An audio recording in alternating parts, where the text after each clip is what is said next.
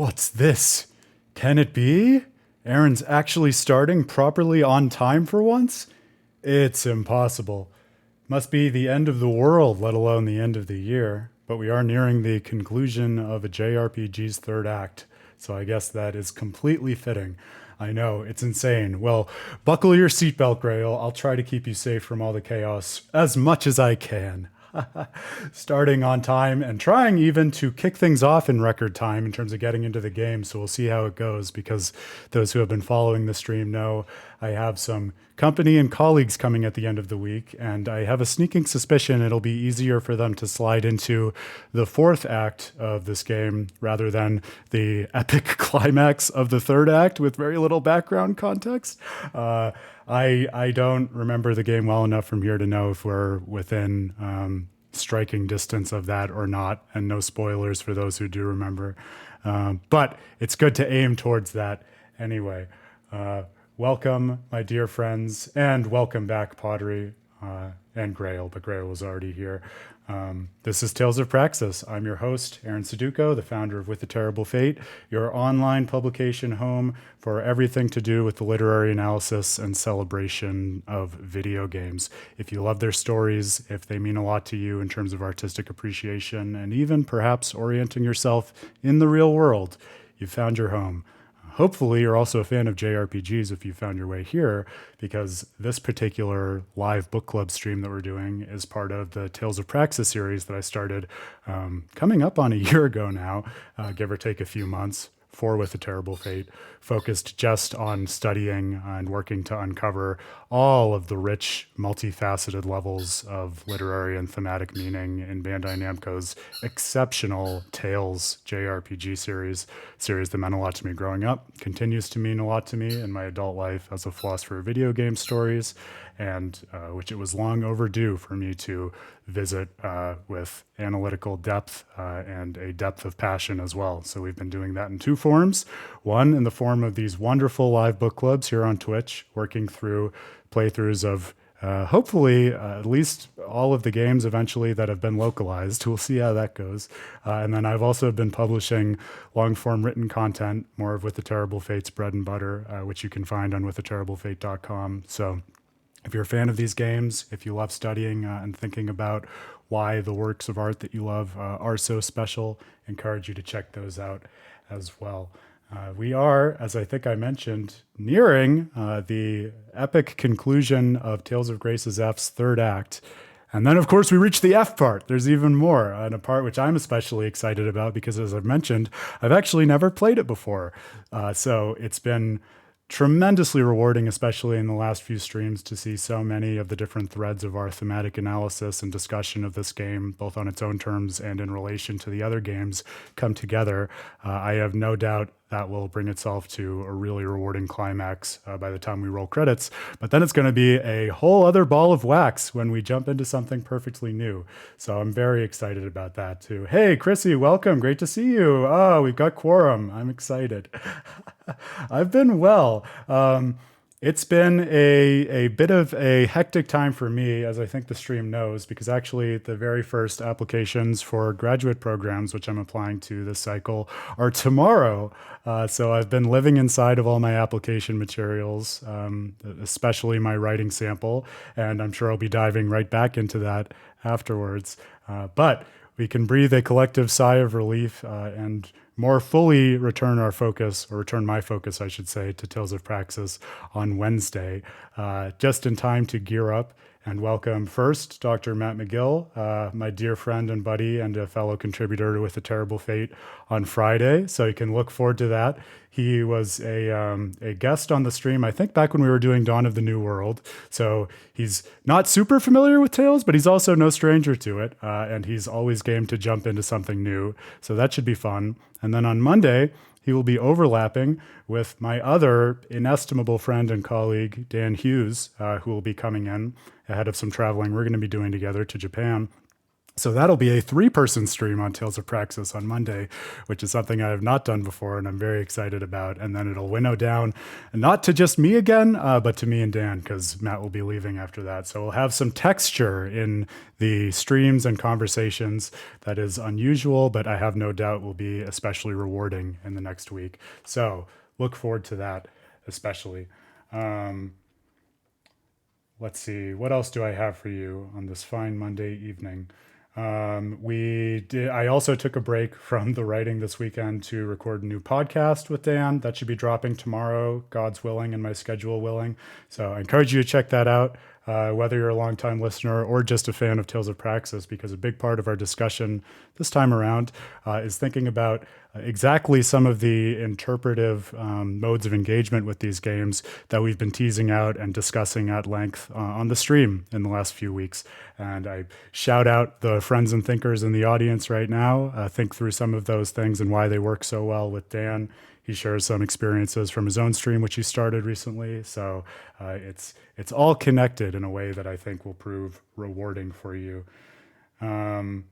I wanted to share also, just in case people are looking for new content, I smiled because after probably a solid month and a half of working on this writing sample, I took a step back and realized in a funny way, it's something of a more academic follow-up to something that I wrote last year for With a Terrible Fate back in October, which was one of those ideas that I really love and is one of the rewarding aspects of content to write on with respect to games for me, because it's one of those situations where you have a question or a challenge with your experience with gaming or experience with anything really kicking around in your head for a long time, years in this case, and then you finally sit down to work through it and it's just exactly as rewarding to further dig into it as you would hope and expect. And especially if you're interested in what I was working on for my writing sample, but wanted a more accessible way into it and a way that perhaps makes a more immediate difference to the average gamer, encourage you to check that out. It's structured around one of my favorite parables of Franz Kafka's. And the whole conceit is basically not even arguing something, but rather just giving gamers different frames of reference and what I call in the piece meditations for thinking about their experiences in games through different lenses, focalizing in terms of either different perspectives on the avatar or the player or the relationship between player and avatar, or indeed the relationship between player and the creative entity responsible for the text. So I revisited it myself last night just to situate it relative to my writing sample, and it was a lot of fun for me. So if you do check it out, encourage you to do so. I'd love to know what you think, and if it invites you to think about your own experiences in gaming, perhaps a little differently, or unlock some new meaning in them.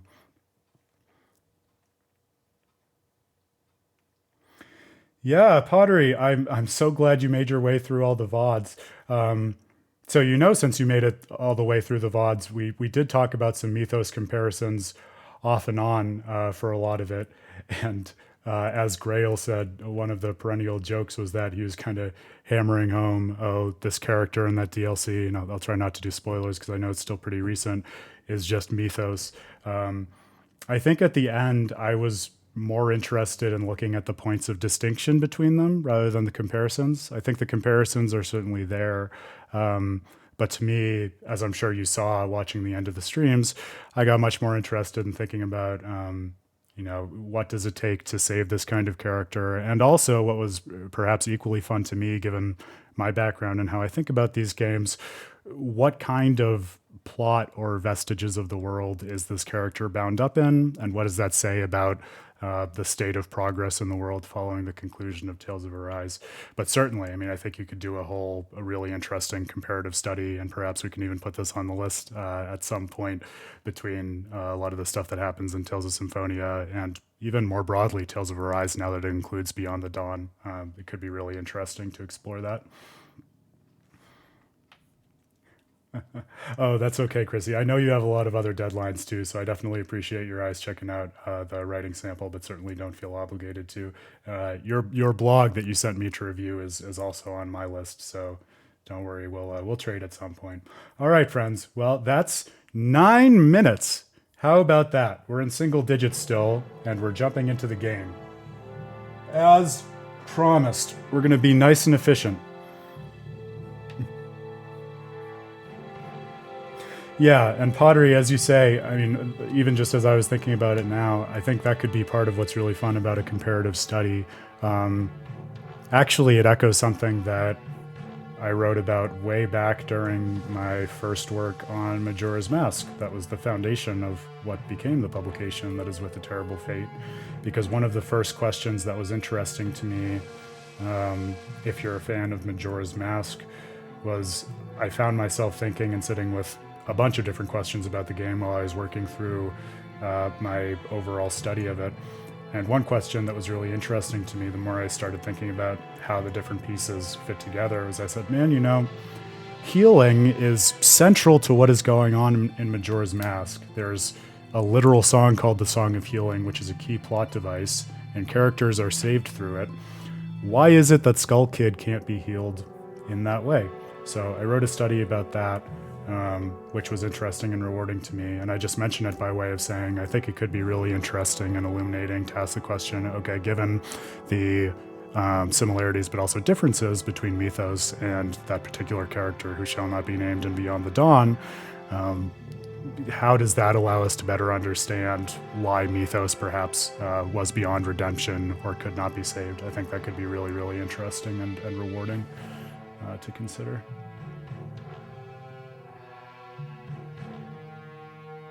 Oh man, 15 years since you played Symphonia. Well, you know what I get from that, pottery? You're overdue to go back to it. Because let me tell you, even with, and perhaps especially with how well I knew that game, going back to it again this year was just, such an edifying experience for me. So I can't recommend that enough.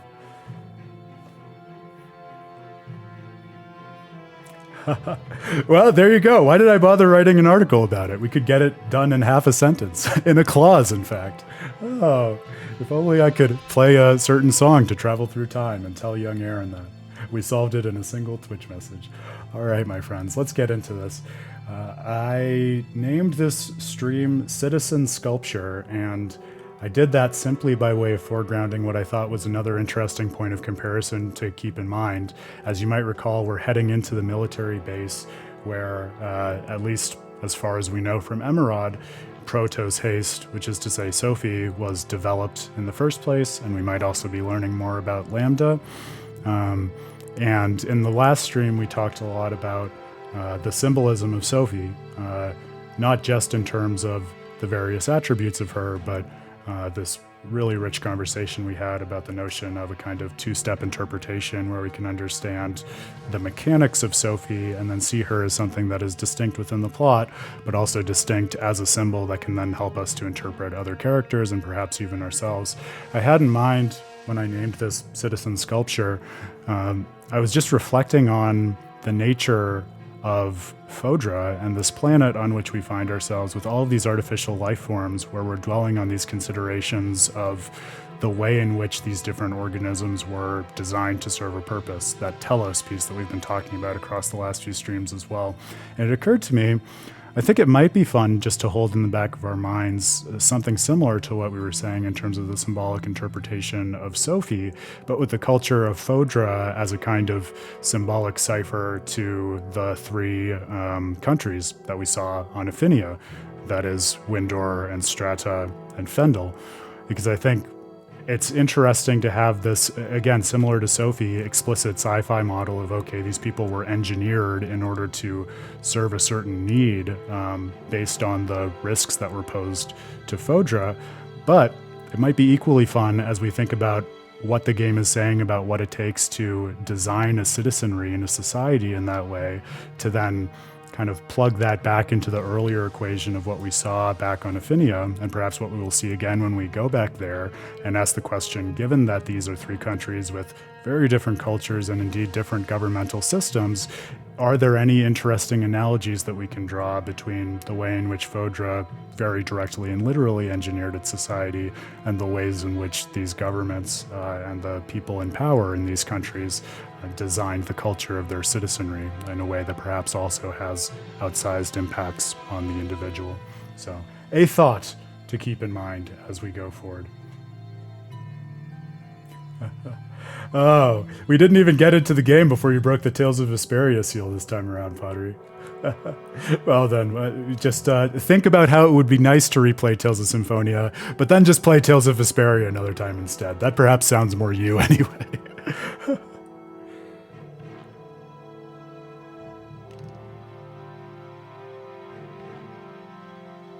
I will say also, just as we get back into Tales of Graces F, I am not surprised that you would have that reaction based on some of the conversations that we've had around gameplay, because just even intuitively, without getting really into it, I do feel like there's a sense in which the combat in Symphonia is perhaps a little more simplistic and restrictive than something like Vesperia. So I think especially given, the fact that you've fallen so in love with Vesperia, and I think if someone else were to do that as well and get really tuned into that combat system, I could see the certain characteristics and qualities of Tales of Symphonia's combat system feeling a little frustrating in comparison.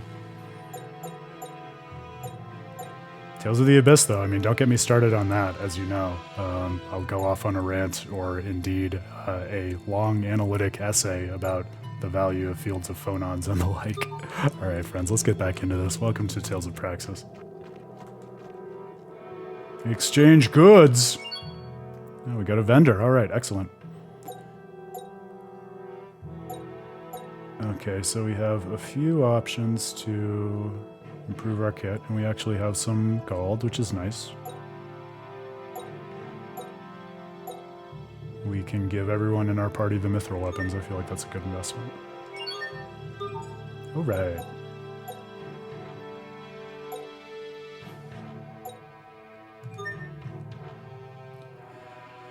We've talked it to death before, and I have no doubt that we will talk it to death again many times before all said and done, but just the extent to which, pun fully intended, that Fields of Phonon system so deeply resonates with the content of the story and world and its themes. It's such a cool and satisfying way to weave a special kind of thematic value into a variation on a theme of combat system.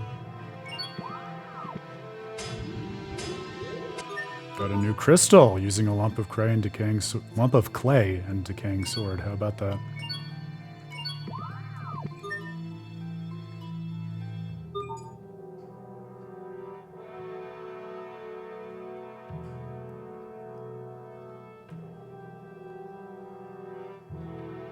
I would say, and Grail, maybe you don't see this as totally analogous, but I do feel like this isn't a comparison I would have arrived at naturally, but I think there's an interesting sense in which if you're thinking about the certain weapon skills being locking mechanics behind them, I feel like maybe you could say the same thing about some EX gems and EX skills in Tales of Symphonia. That at least strikes me as phenomenologically similar. I don't know if you guys have the same intuition about it.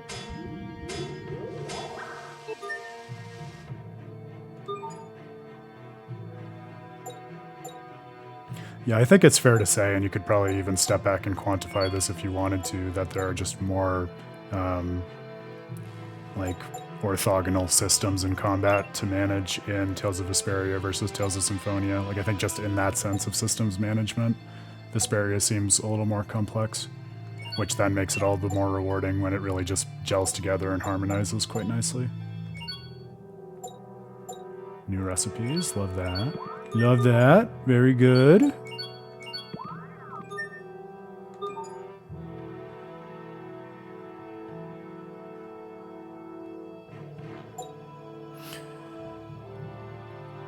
Yeah, I definitely feel like the unlocking of EX stuff is a hockey stick graph in terms of unlocking complexity.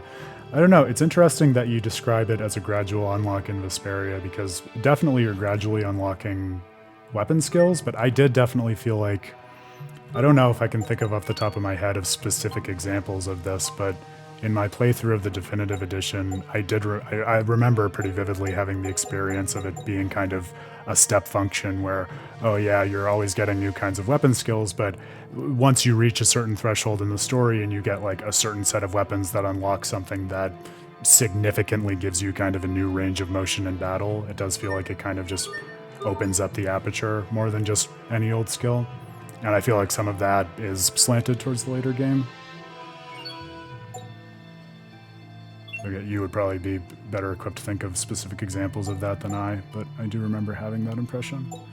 Okay, dualizing.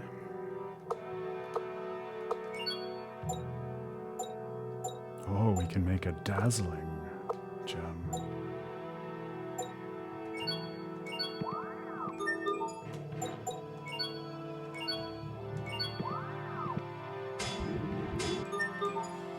Yeah, I don't think I spied everyone talking about weekends, but also I was so busy with rushing through to get into Tales of Graces. I hope everyone had a good weekend and a valuable weekend.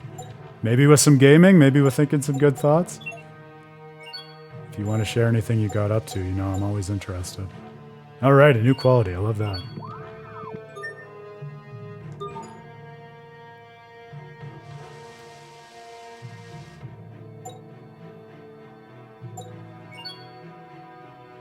Oh, we need more gold. That's frustrating.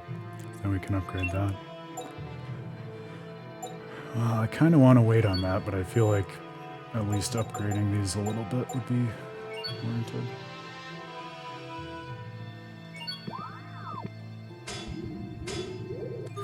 So here's a question that I'm interested in just getting data on in terms of how you guys play these games and think about gameplay systems, because like your comment that the progression in Act 1 is a little slow and it's a complaint of yours, Pottery, that's interesting to me because I feel like when I think about the way in which I engage with the stories of these games and think about the gameplay systems as representations of that growth, I don't mind, and I think a certain part of me almost appreciates that growth being slow at the beginning, because I feel like that oftentimes speaks well in terms of the characters needing to find their footing and orient themselves in the world before they really develop a lot of skills and abilities.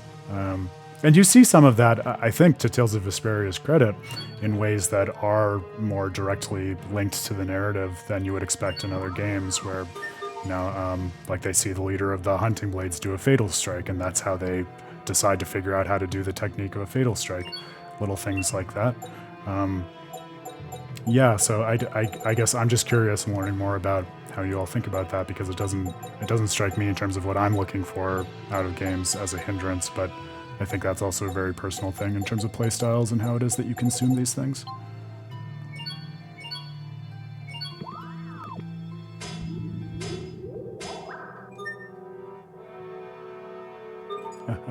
There's nothing like a good game for a brain reboot, Chrissy. You know I appreciate that. I was telling a friend of mine who I was catching up with, I think today, the days all blend together.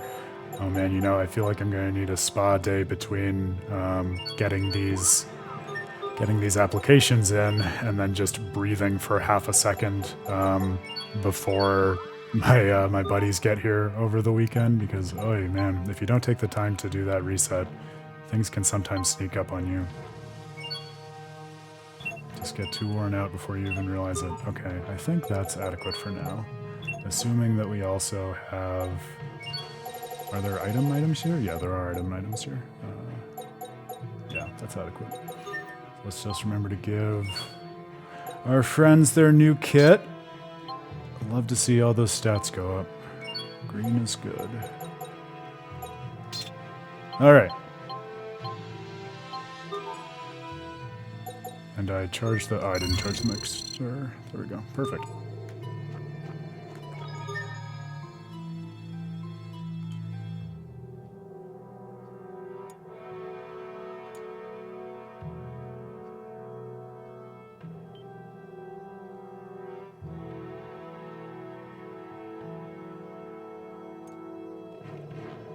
Oh, I see. So it's more of a, if you know what's coming, then you're champing at the bit to get there, and you feel like you're being held back from arriving at that. So more of a kind of New Game Plus issue than a New Game issue. That I can totally appreciate. That's one of the reasons that I like New Game Plus philosophies like Miyazaki's, because when you're able to carry over all those abilities, it's like it gives you a new perspective on the game without having to reset to back when you had no powers.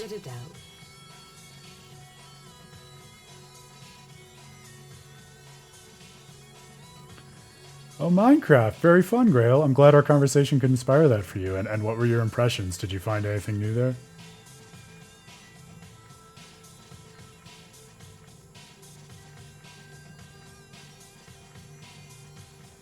Oh, hilarious. Well, it made sense to me the way I read it, too, so... But I think I take your point. I don't think that got confused. It's been out of service for hundreds of years, yet still it looks brand new. Where can we find this shuttle reinforcement?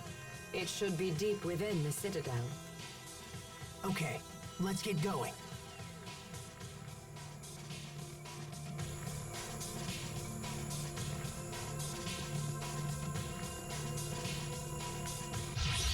We're ready for battle. Yeah, that strikes me as a fair point, too. I feel like, especially with just the diversity of JRPGs out there and what a big buy-in it is, if you're just going into it for the first time, you have to find some way to convince people, no. Once you get to where you're going, it'll be worth your while, and you'll be happy that it took time to get there. I think that's a big part of what has taken some of my friends a while to get into Tales too.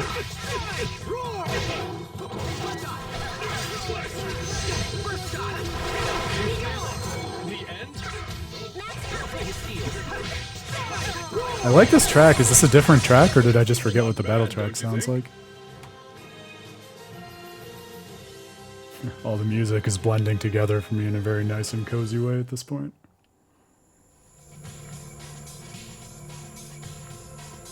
It is nice to have those games where you can just kind of tune out and veg out and enjoy it almost meditatively. That's definitely a mood. I know a lot of people do that with games where they can just mindlessly grind out fighting enemies or building levels or things like that too.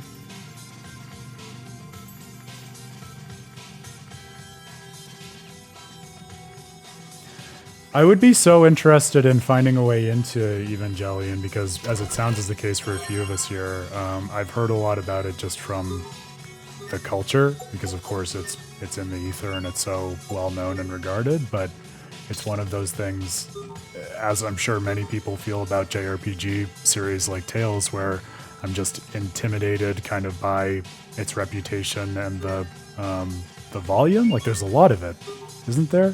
That at least is my perception of it, and so I feel like it's hard for me to even know where to start or how to wrap my head around it. Oh, okay, cool. It moved. That's a relief. It seems the system is still operational. When the base personnel fled at the end of battle, they activated an intruder defense system designed to stop outsiders from using the base. Does that mean we can't get inside? It is complicated, but we should not have problems if we deactivate the defenses one by one. To proceed, continue using the switches to move the walls like before. Okay. Oh, interesting. I wonder where I got that impression from then. Maybe it's just Aaron trying to give himself an excuse to not have to watch something else because there are too many things on his list.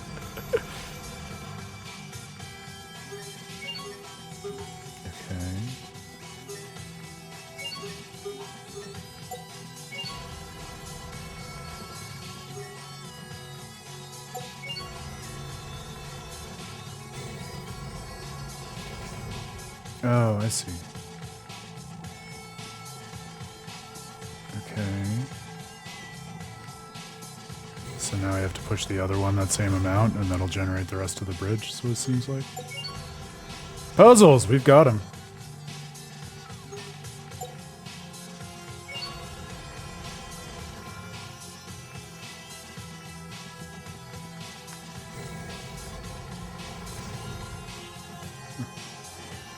Man, that does sound like quite a run.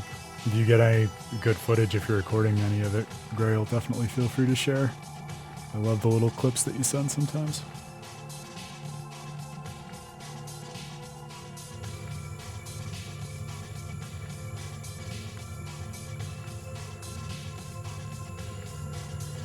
Oh yeah, I think I know just enough Christian theology to fake it, but that's why I love a good story around it, because that's a big part of what inspires me to learn more, like Tales of the Abyss did with Jewish mysticism for me.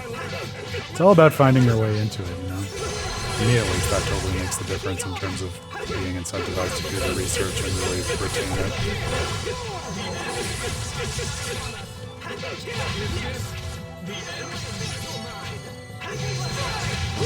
Gate 3, I continue, even to this very day, to hear new and amazing things about that, so I'm sure once I have a spare 100 to 200 hours on my hands, I will just absolutely lose myself in it. Because now we're reaching the point where people are starting to tell me specific things about it that they know because they know me. I'll find really fucking interesting, and surprise, surprise, I find those things really fucking interesting, so it's definitely got me excited to try it out at some point.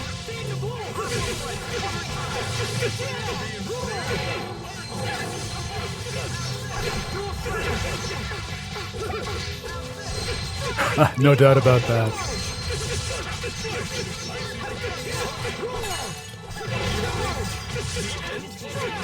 Yeah, another sure sign. I mean, I think my first experience with that was with the original Dark Souls, where the minute I began to wrap my head around the way that different abilities and builds could be stacked in New Game Plus, and I started messing around with one New Game Plus, I just got so excited thinking about, oh man, think of what I'll be able to do by New Game Plus 4.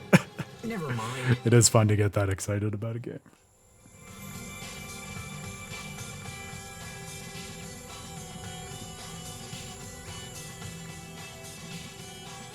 Man, so you got a lot of gaming in, Grail. That sounds like a great time.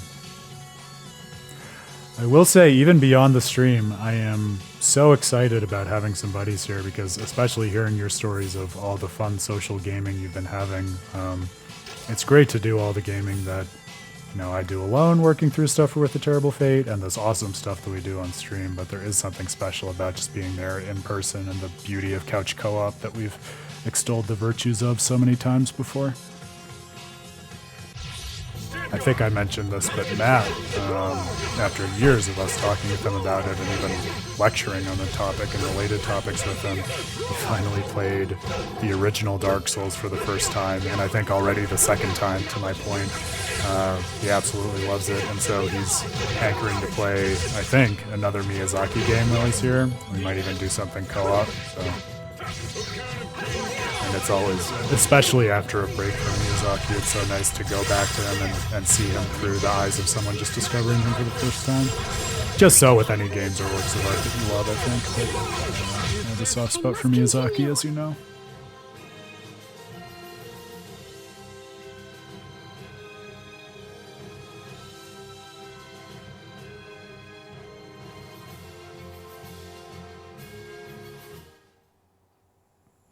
Yeah, I love that, Chrissy. I mean, as you know, I love works that are designed where, you know, you don't have to go that deep, but it's subversive in the sense that it almost thereby encourages you to make the effort to go that deep.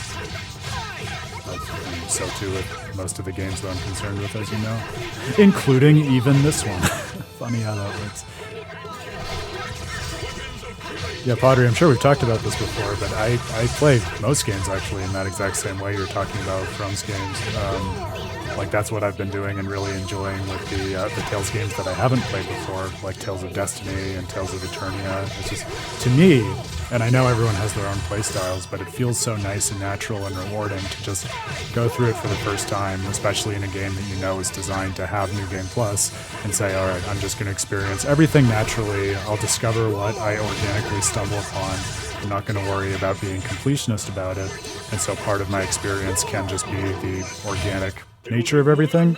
And then after that, you know, you pull up the guide and you work through everything and you discover all the nooks and crannies. It's just a nice compounding experience in that way.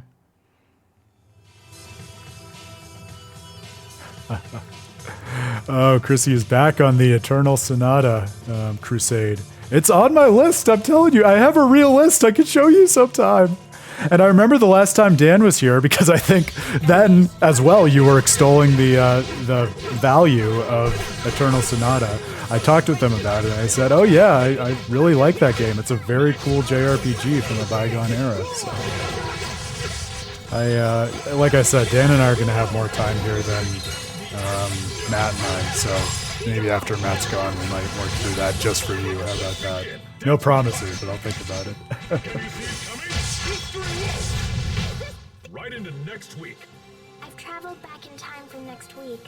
Please stop throwing See, I feel like I'm a little monsters at us. selective because totally taking the point that not all games inspire a second playthrough right away, but I feel like I've had a pretty good batting average for most of the games I've played in the past years, being games that do inspire a second playthrough for me. So maybe that's just one of those things where you get attuned to your taste, and then you can, as we've talked before with how we select recommendations and what to play next, you can kind of intuit which games are going to reward that kind of immediate revisit from a different perspective.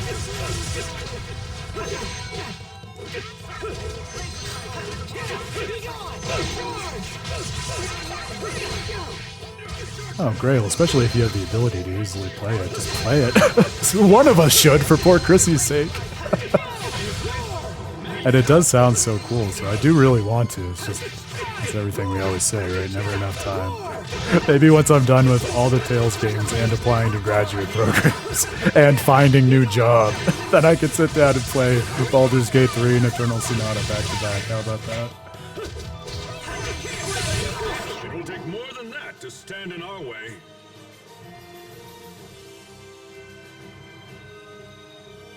Yeah, maybe this time next year, right? April 1st would also be a good choice. Oh, all right, Chrissy. I like the little carrot you're giving me, that it would be a fun stream. Well, I know, as you know, he's gotten really excited about streaming himself, so maybe we can scheme on that while he's here too.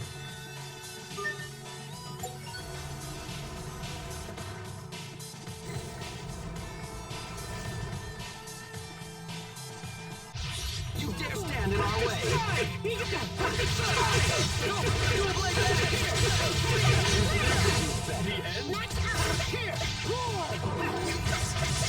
Yeah, no, I know what you're saying, Pottery, and I'm also the same way about Mario games especially. I think that's a great example. Like I haven't played Wonder, but I played Odyssey and I thought it was great, and I didn't pick it up again. What I was saying, I think, was more of a reflection on just thinking about where I am now in terms of the stories and games I'm interested in consuming, because I think an equivalent way to say what I was saying before was just I feel like I haven't played that kind of game, like a Super Mario Wonder, in quite a while. I've been gravitating more towards the sorts of games like Miyazaki's games and like the JRPGs we've been thinking about and working through that just naturally do invite that second playthrough. Oh, that's hilarious. I've made it all this time with everything I've heard about Baldur's Gate 3 without actually anyone telling me that it's co-op. So there you go. All right, that might actually be a good excuse and way of getting into it then. I will very seriously consider that.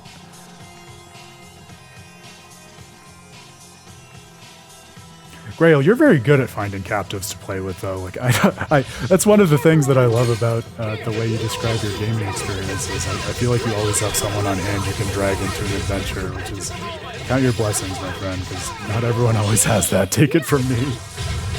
Until I figure out how to teach Evie to use a controller, and without opposable thumbs, I don't think that's happening anytime soon.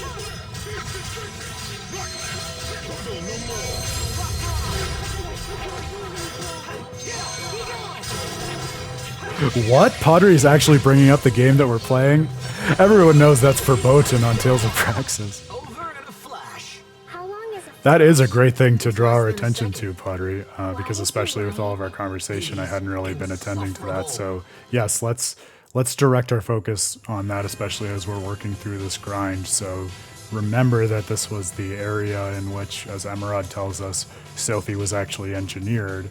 And with that in mind, let's see what payoff we can get from thinking about the enemies as insight into the other engineering projects they might have had, or exactly as you say, Pottery, the lineage of Sophie, maybe even prototypes, stuff like that.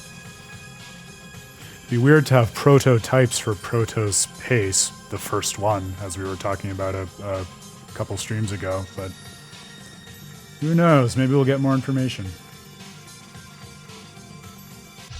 I can't lose. Oh man, yeah, that strikes me as a really special thing if they were even able to capture with fidelity the experience of doing D&D with your buds, because that is such a specific experience, but also I feel like is deeply specific to different game groups. So being able to capture with fidelity that specificity of doing co-op with different people who have different interests strikes me as a huge achievement. But obviously, I mean, we just had the Game Awards. It's not groundbreaking to say that Baldur's Gate 3 was a big achievement. Teamwork is the key. I still feel like fighting games count as co-op. Like, be generous to yourself. Those are still games that are that you play with other people. More so than my typical day in gaming, I'll say that much. Okay, we got a path over here.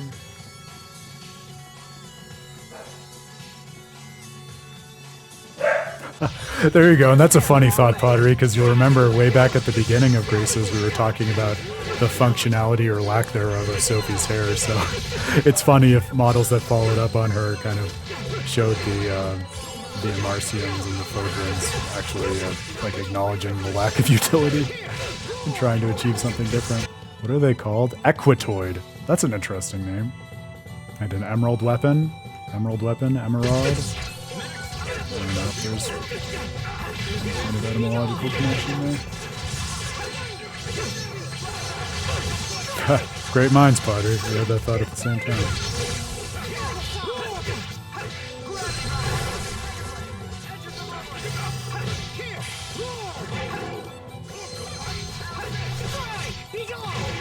Oh man, yeah, that seems like the kind of experience that you would rightly be bitter for forever, Grail, so I don't blame you for that. It's another game that I've heard great things about, but never touched. Divinity Original Sin 2. Also, Original Sin 2 is just one of the funniest names you could call anything ever, so it's got that going for it as well.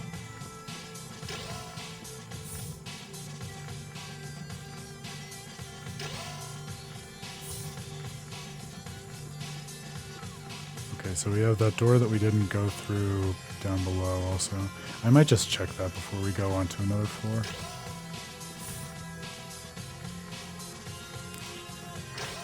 Divinity, even the more original sin.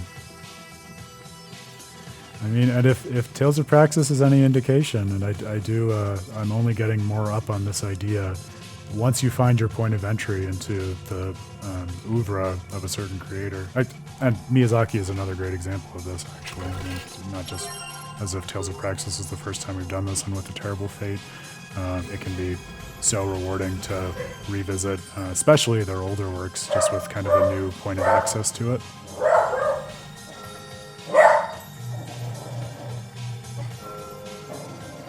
That was my experience, as I believe was the case with a lot of people, when they remade Demon Souls for the PS5.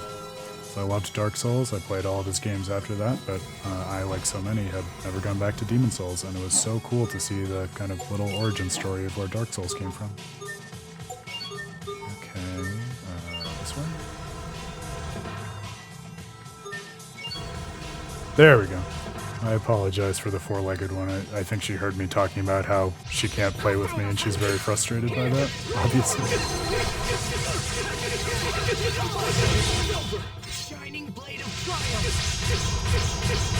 Yeah, I think that was the story for a lot of people too, Clyde. You know, a lot of folks who fell in love with Dark Souls 3 and then kind of traced their way back through the series. Really interesting way to do it, considering that Dark Souls 3 itself is so self-consciously interested in tracing the origins of the series. I imagine people have written about the form mirroring content in that regard. If not, someone ought to. Oh, there was a skit about these blocks. Did you see what happened? No, Chrissy, she just has a lot of feelings. But I appreciate you asking. She appreciates it, I should If say. you understood that much, we shouldn't have any problems. Let's hurry on. You know, 'tis the season, Grail.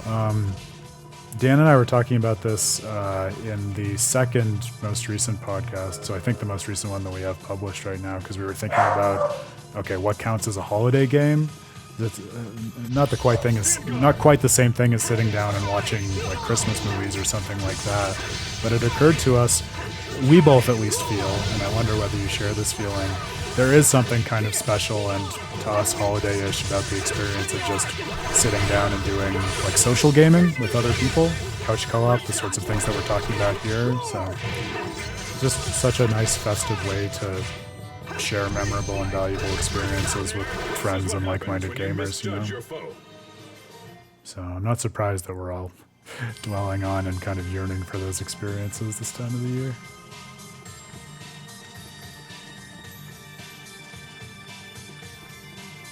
Okay.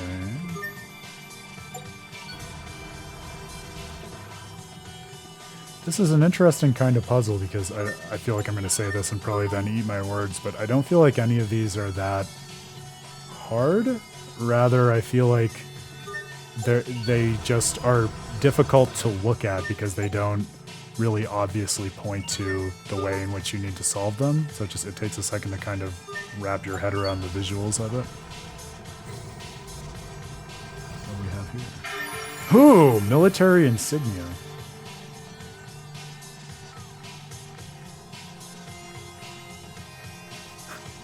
Oh, that's so interesting. I feel so bad for you by extension that you had the experience of everyone shouting down all of those wonderful games.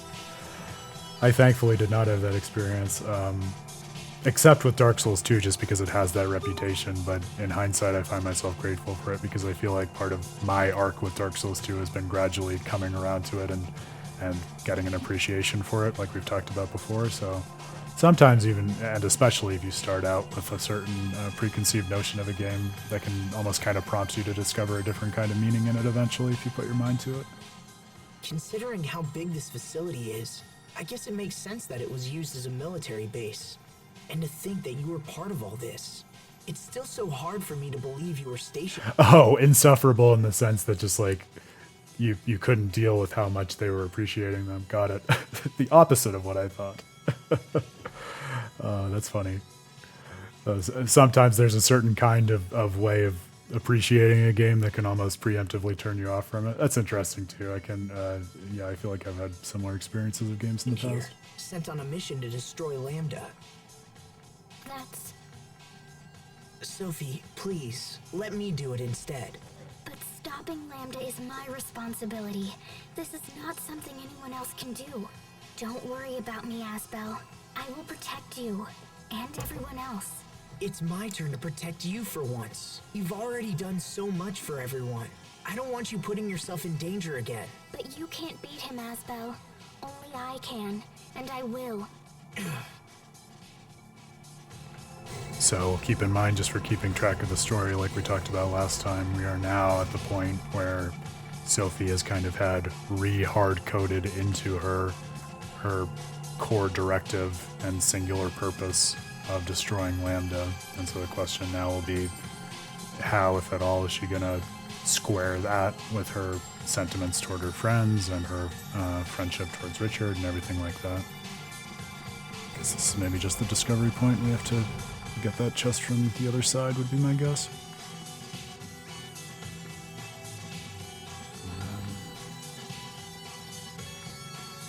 Totally sure what we need to do here. Oh, there's another door here, though.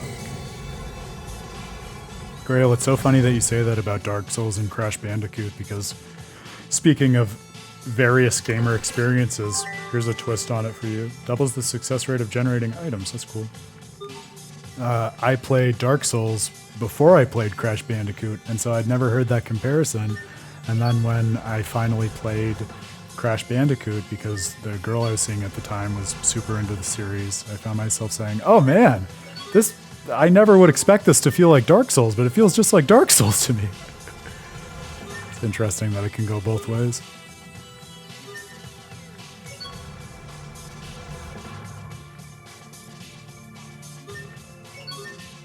No, I think I moved this in the wrong direction.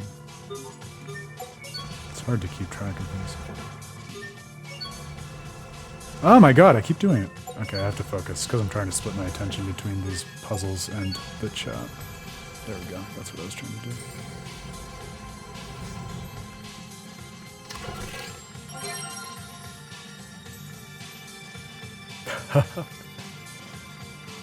Yes, and that's fair, Pottery. I think if I had people telling me that, I probably would have stayed away from them for longer, too. I actually had the good fortune. This is so fun to be talking about because I hadn't thought in probably years about the way I first discovered Dark Souls. But I discovered it back years before it was in the popular discourse so pervasively like it is now.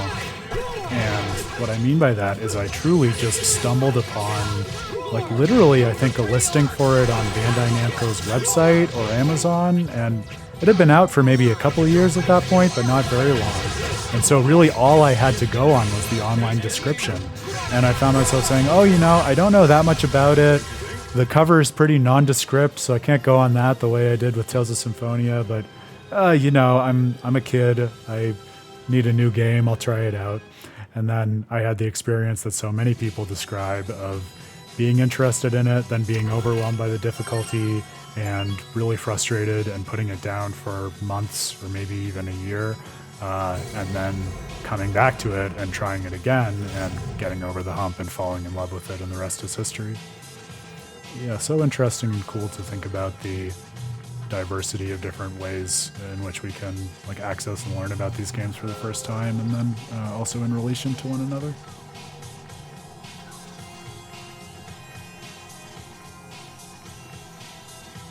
That's right, Grail. Yes, Emerald did the classic brain reset. She tried turning it off and on again. Oh, we can't carry any more strange gears. We're running out of inventory Get space. this underway.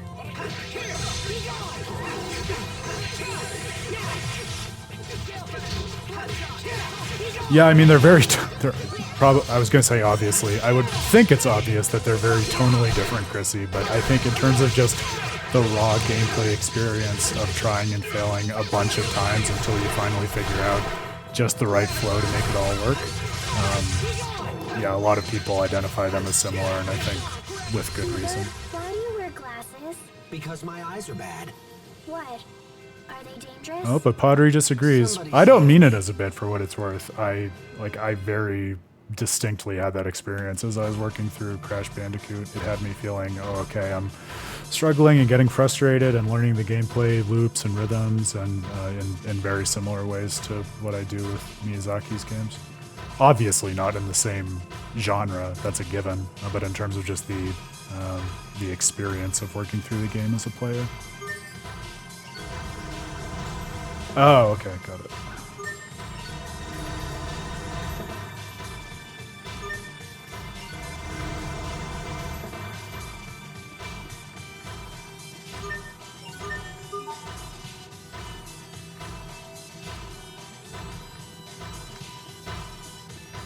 Yeah, more apparent direction in Crash. I do think that's fair, Chrissy.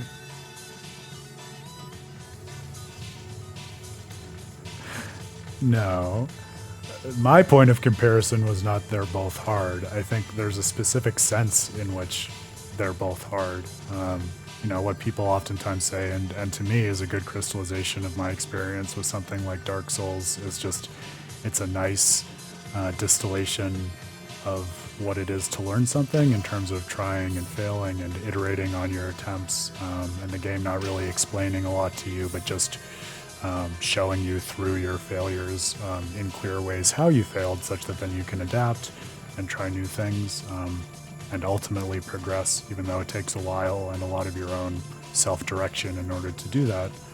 And that's not to say they're the only games who do that, but I think, to me, it's fair to say that that's one of the things that people appreciate Dark Souls specifically for, and it's something that I did feel in Crash as well.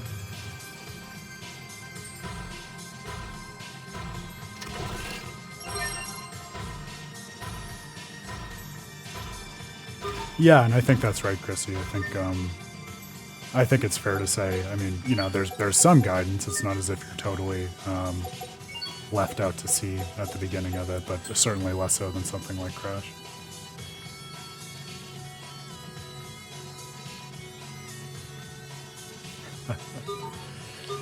Grail, I think I've said this before, but yes, I would be happy to try fighting games, but only if you specifically were my spirit guide. Like if there were a way for you to walk me through them or say like, this is what to try and this is what's cool. Because it's so outside my comfort zone that I just feel like I don't have a good way into it. Kind of in the way that we're talking about with some other games. But it's something that I would love to learn and explore. Yeah, spamming the attack button. No, it might get you through the first couple screens, and then you quickly learn that you need to do some other stuff.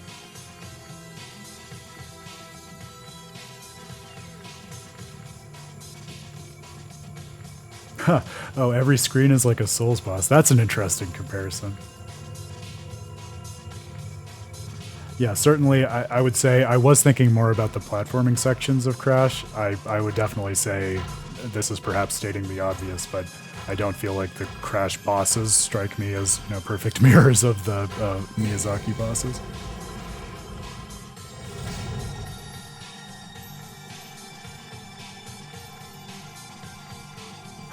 It's funny, Chrissy. I literally have a little case study about Tekken 3 in the writing sample that I've been working on. So it's funny that you should mention that of all things. Everything is connected, isn't it, Just?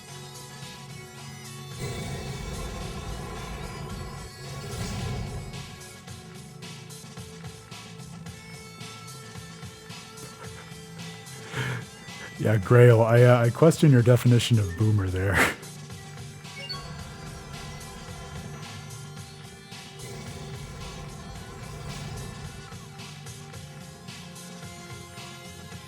Is that the one that... Oh man, I'm getting a little turned around now. Will that have fixed things up above? Maybe? I think it's worth checking. I feel like those white ones are the ones that work on multiple levels. It's a classic. See, even I as I just proclaimed, I am so outside the world of fighting games, but even I know that Tekken 3 is really well regarded. That still sounds like there's an issue up there. Does this help? No.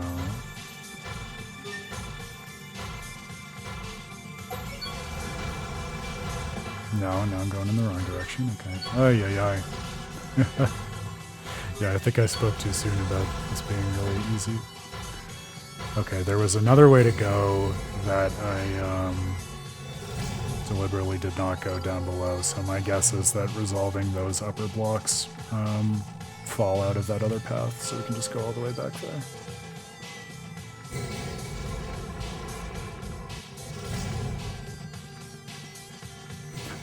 No, see, I would say, at least if I'm reading your tone right, it's gatekeeping, but it is a bit, like, in the comedic sense, like you were obviously joking about it.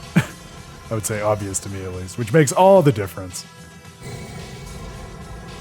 We talk about gatekeeping and how to get around it, actually, in the new episode of the podcast, too, so if you're interested in those topics, it will be a fun one for you tomorrow.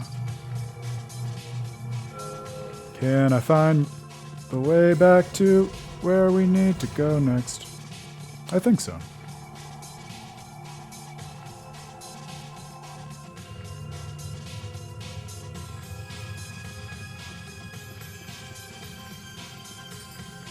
Is that what you would recommend to start with, Grail? Yeah, so while we're talking about fighting games, and I'm saying be my spirit guide, like, what would your recommendation be if I were asking you, and I am asking you now, okay, Grail, I want to try out getting into the world of fighting games for the first time. I know nothing about it.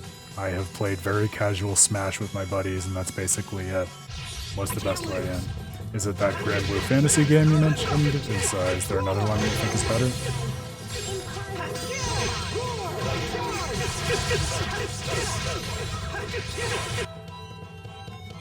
Just looking to see if there are other names. These are just the same two enemy types.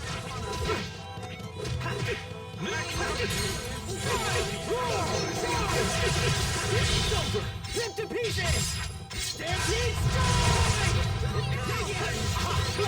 Prepare yourself! Dance like the damned. Instant balls! We must always give it our best.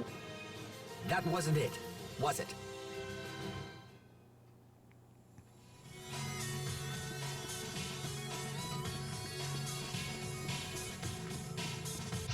Let's do this!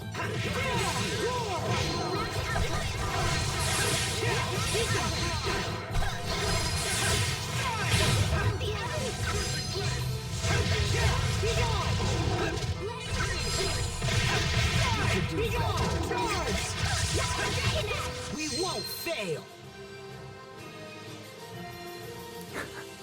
I feel like that's definitely a holiday vibe too. Good old-fashioned Mario Party. Monopoly, but better.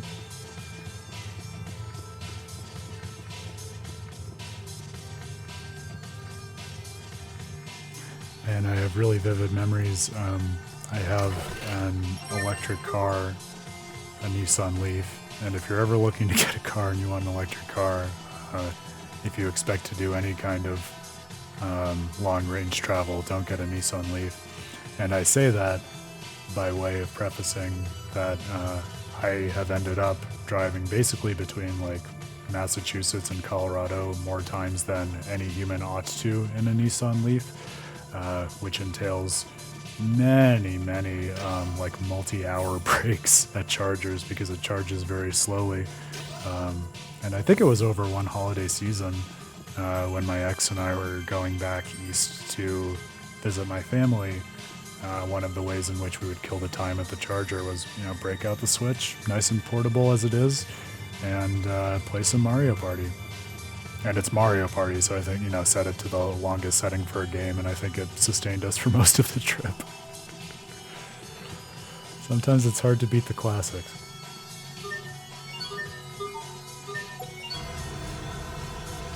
Okay. Is that good for us? Probably not.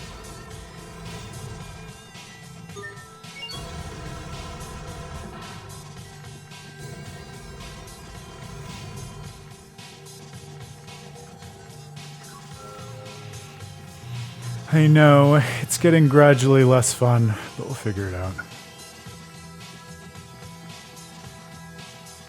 It might be these ones that are causing the problem. I'm just having a hard time spatially mapping it in my head.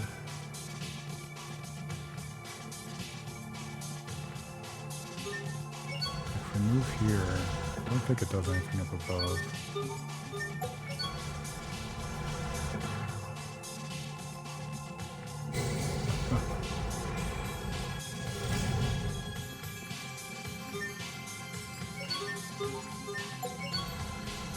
The warehouses, maybe I'm a psycho, but I actually feel like there's something kind of nice and cathartic and just even relaxing about them if you approach them with the right mindset. Kind of similar to what I was saying about the minigame in the Marcian Enclave. This I am not feeling that meditative experience from. This is more of a living hell right now.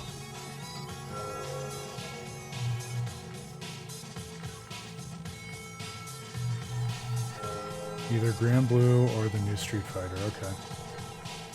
Alright, good. Well, I'm going to copy that message so that if the boys and I decide to try something, we have some good advice on where to start. Thank you, Grail. Grand Blue Fantasy versus Rising.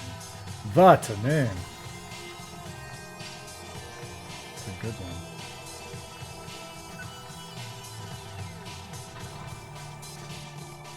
Alright, there we go. It's on the list.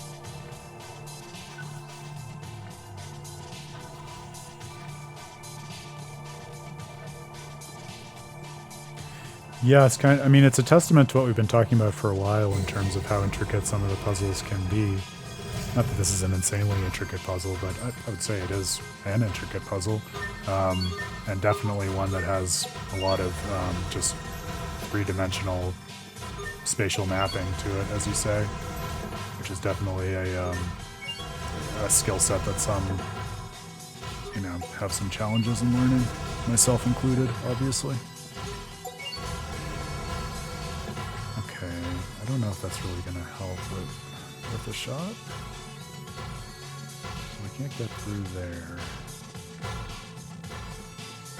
Oh, okay. If we push it all the way over there, can it open that path? Maybe that's what I'm missing. Gotta be something like that.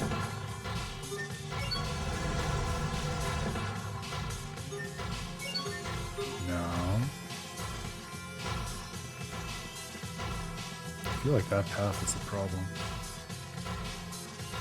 Oh, the one below it? Maybe that's what I was missing. Alright. Let's go back and see if we can do that. So...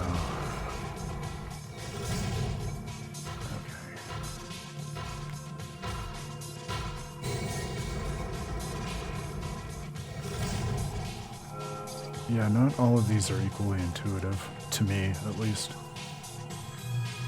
I'm also not the best spatial reasoner.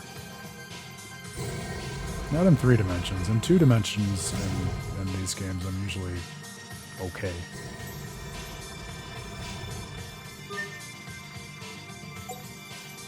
Oh yeah, okay. I think I understand. So if we push this one, right? That ought to do it all the way.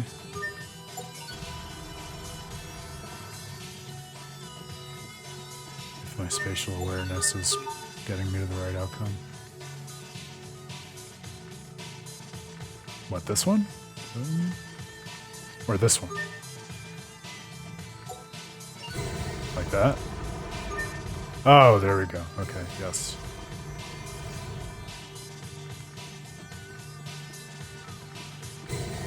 Alright. I think that fixed it. Thank you, Pottery.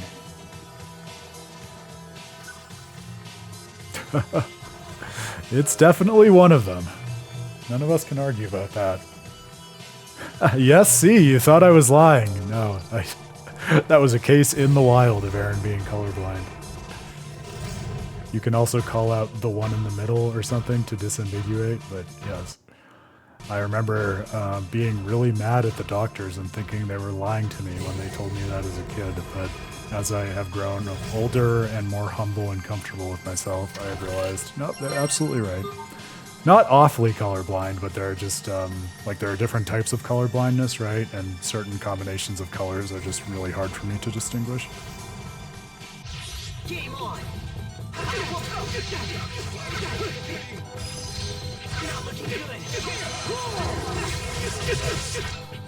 Oh yeah, I mean, part of figuring out the puzzle is the joy. You can't just default to the guide. Perish the thought.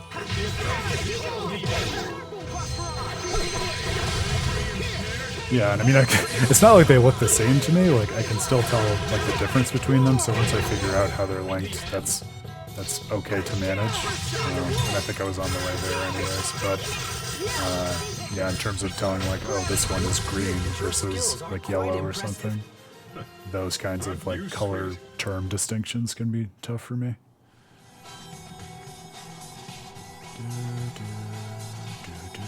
Okay, so I need to wrap my head around where we were now.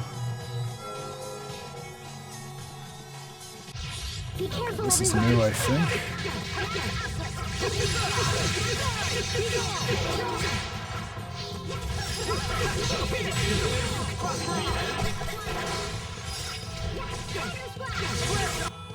That one is veritoid, as opposed to equatoid. Like veritas? Truth? Yeah, that's my on-the-fly guess of an etymology, at least. And yeah, the voice acting even sounds a little reminiscent of Sophie. I'm sure that was on purpose. Max output.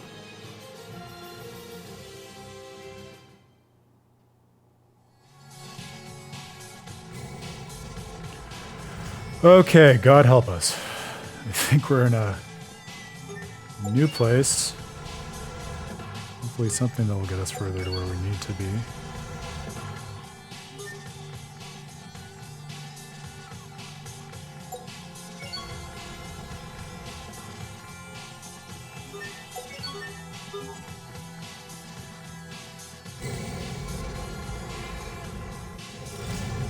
Oh yeah, like they treat you differently, Grail?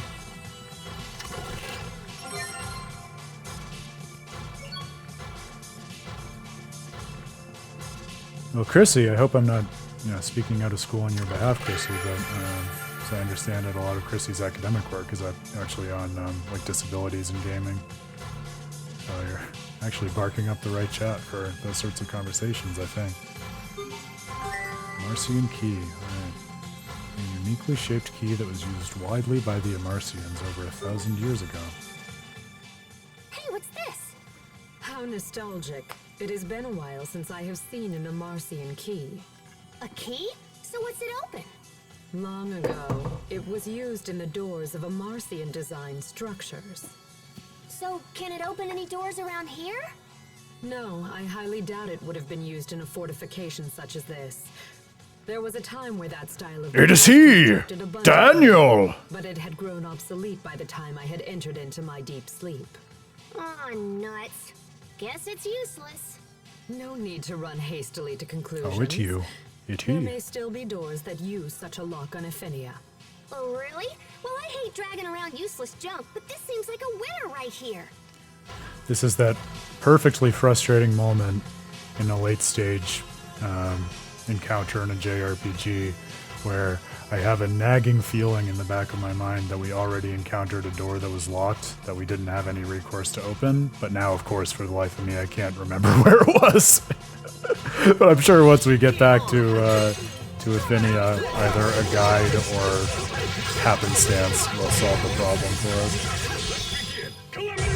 And I've already been bigging up how fun it's going to be to drop you into the end game / fourth act of this JRPG, so we are all very excited about that.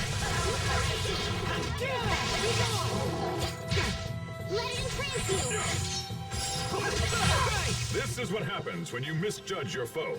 I fully believe you, Grail, yes.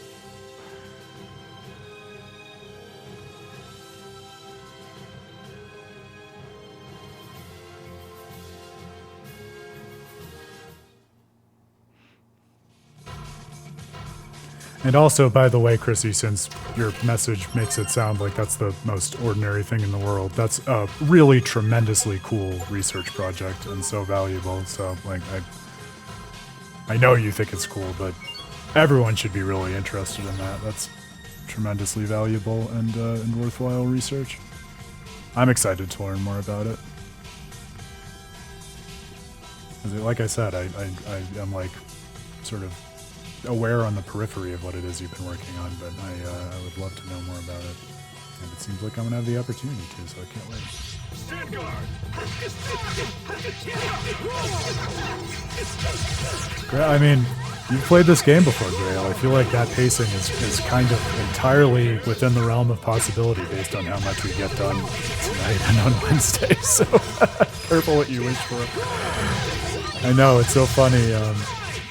Well, Dan, at this point, you've played, what, Tales of Symphonia after I dropped you into the middle of its sequel, and then you got through Zestiria and Berseria on your own and in the right order uninterrupted. So. But that just goes to show you're overdue for a nutty-ass backwards introduction to another Tales game. Really coming into And you your know own. I'm always happy to oblige you with that.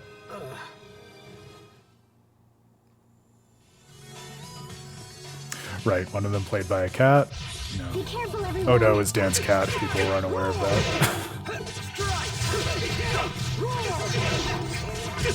Well, I know what you mean, Chrissy, but I would insist that everything you've already done, even simply in thinking about it, is deeply meaningful, so don't sell yourself short. Theory takes a lot of work.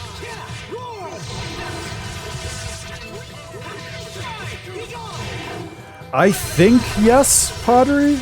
I think. So this is my memory, and actually it's interesting. This is one of the things I wanted to talk about at the top of this stream too, because like I radically misremembered Fodra. Like I thought it was very small, and I have just crystallized in my mind a single moment and area that we haven't even gotten to yet. So it's fascinating to me how my mind has condensed and transformed the experience in that memory.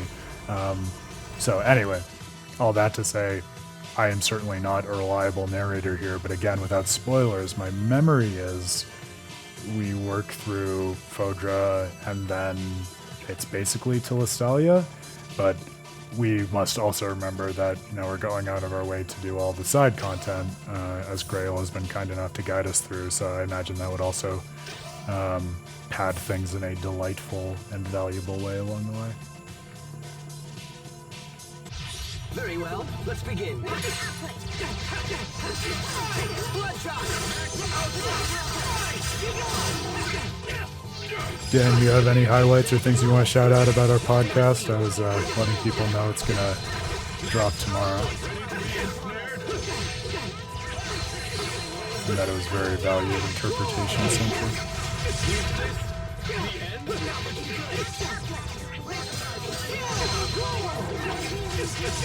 One thing that I did not mention, because I didn't want to commit to it before I checked with Dan and Matt about it, but it's something I'm excited at the prospect of, and we'll see whether it precipitates. But we've talked for a while about the idea of transitioning to a live video podcast, which I think would be a lot of fun. And I was thinking it might be fun, since we usually record over the weekends, to do something like that while all of the boys, not all of the boys, but 3 of the boys are back in town and in one place, and just do kind of a live podcast-y conversation. So again, no promises, but keep your eyes peeled. You know we're good about keeping people posted on the socials in terms of our schedule and everything we're doing as a publication. So one way or another, there will be plenty of rewarding chats about the value of video game storytelling that come out of the next few weeks. So look forward to that, my friends. Grail, that's what would make you the real JRPG antagonist.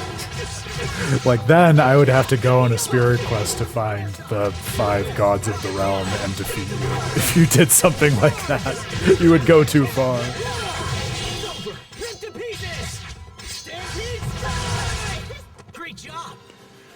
So this is actually part of what's very fun about the newest reincarnation of our podcast, Pottery. And I'll speak for Dan since, well, I'm the one with the mic right now, but I know he will testify to the same thing. So we've done a lot of different iterations of this, and now we're trying to do something that is really just, it's weird, my controller just died. But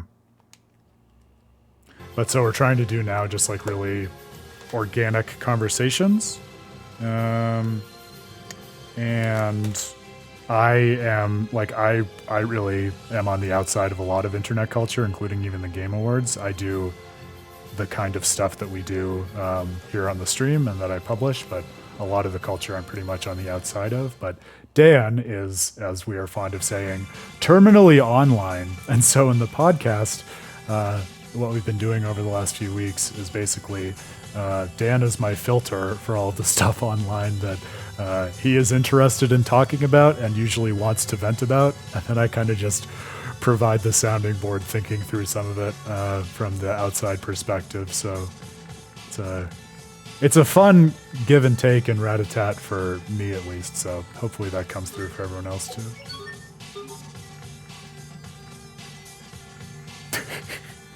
Dan the Weird Funny Spider. That's his new official name, and I won't hear anything else. Am I losing my goddamn mind? Oh, we probably have to go back and move it from the other side, don't we? Or is it just... I think I've gotten myself radically turned around, my friends.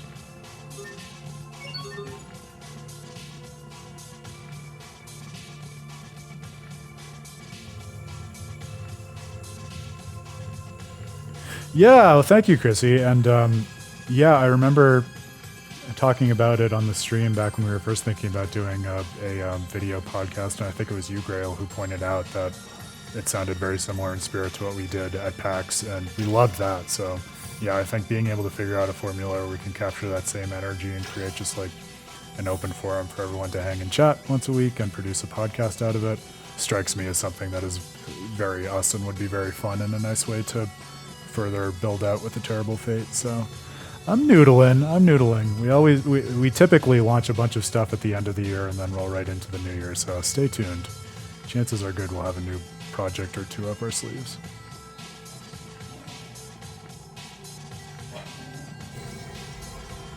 Okay. Good. If we push this, will it make a new path? No. I'll go this way. No.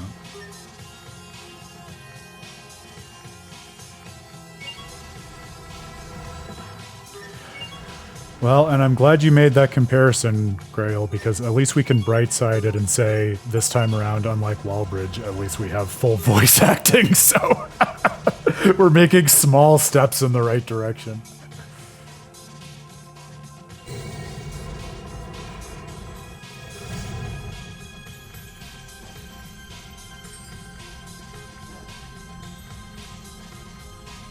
Yeah, I just saw that that Dan mentioned this about the podcast too. If you're interested in learning more about the argument that I'm advancing for my PhD writing sample, we do have kind of probably like about a 30-minute discussion at the end just about that. So love talking about that stuff if people are interested.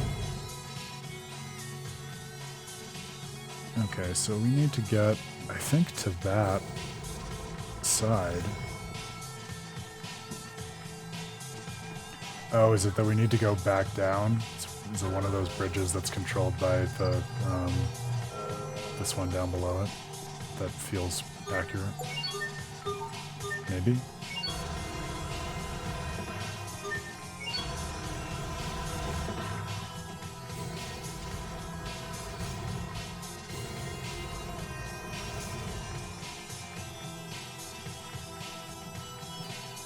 Which block are you talking about, Grail? The block that I just pushed, or were you talking about a different one? On this floor, or the floor above?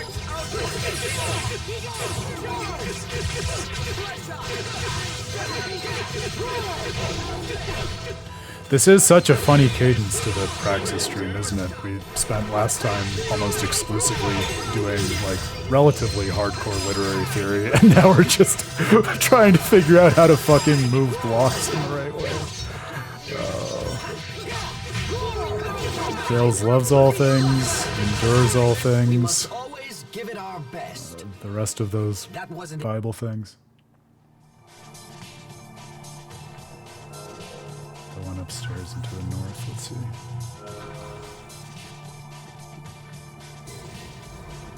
Oh, it seems to have moved. It seems to have moved. But it looks like it didn't move enough.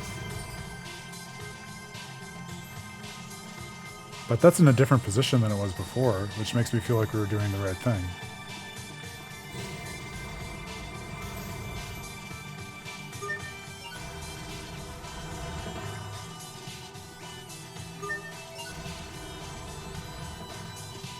Yeah, but I thought I pushed it all the way. Like, I thought I pushed it until it stopped.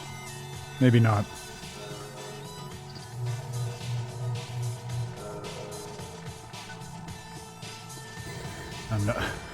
I know if we took a step back and really bullied each other into talking about the symbolism of this, we're deep enough down the Tales rabbit hole that we could think of something, but watch me very deliberately not invite us to do that.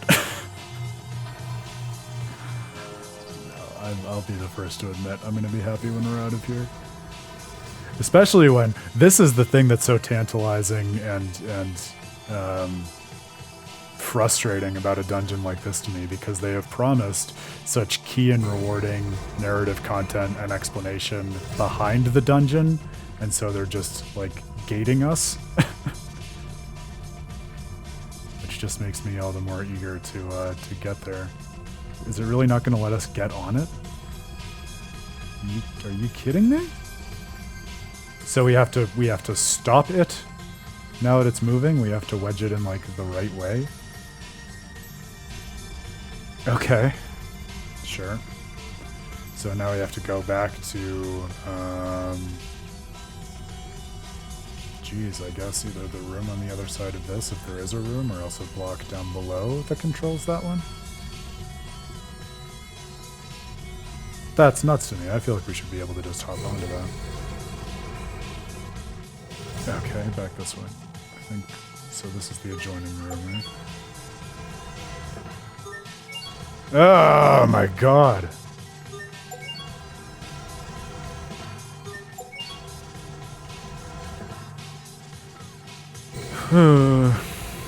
How many philosophers does it take to move a few blocks? Okay, so if we push it now, I don't know how specific the timing needs to be. Oh, there we go, so it at least just properly stops. It's not a timing-based thing. Alright, we got there. And it's all relative, right? I was starting to lose my mind, but I was nowhere near as gone as when we did the heavenly step. And as we all know, that is the only accurate metric for Aaron's Tales madness. Or maybe a vision from way back in the day when we did Symphonia. Here? Now? Oh, I wasn't expecting Where's this. coming from? When the shuttle repairs are complete and we return to Affinia, I may have to fight Richard again. The man was quite a skilled swordsman, as I recall. You're right to be worried. I want to save him without inflicting more damage than necessary. And to pull that off, I need far greater skills than I have now. Very well, then. I should call Sophie over to participate as well. What? No, it's okay. I don't Oh, want her good. involved in I was this. afraid it was going to be a 2-on-1 against. Sophie's become oddly stubborn about the whole Lambda thing. She thinks it's her responsibility to face him alone. I need to prove to her that I can protect her. If anyone can do so, it's you. Oh, so that's very funny to me that in a game where they do have skit-prompted duels, that one actually didn't prompt a duel. Now that's an interpretively interesting thing where I find myself wondering, okay, given that that exists within the language of the game, I wonder why it doesn't show up there.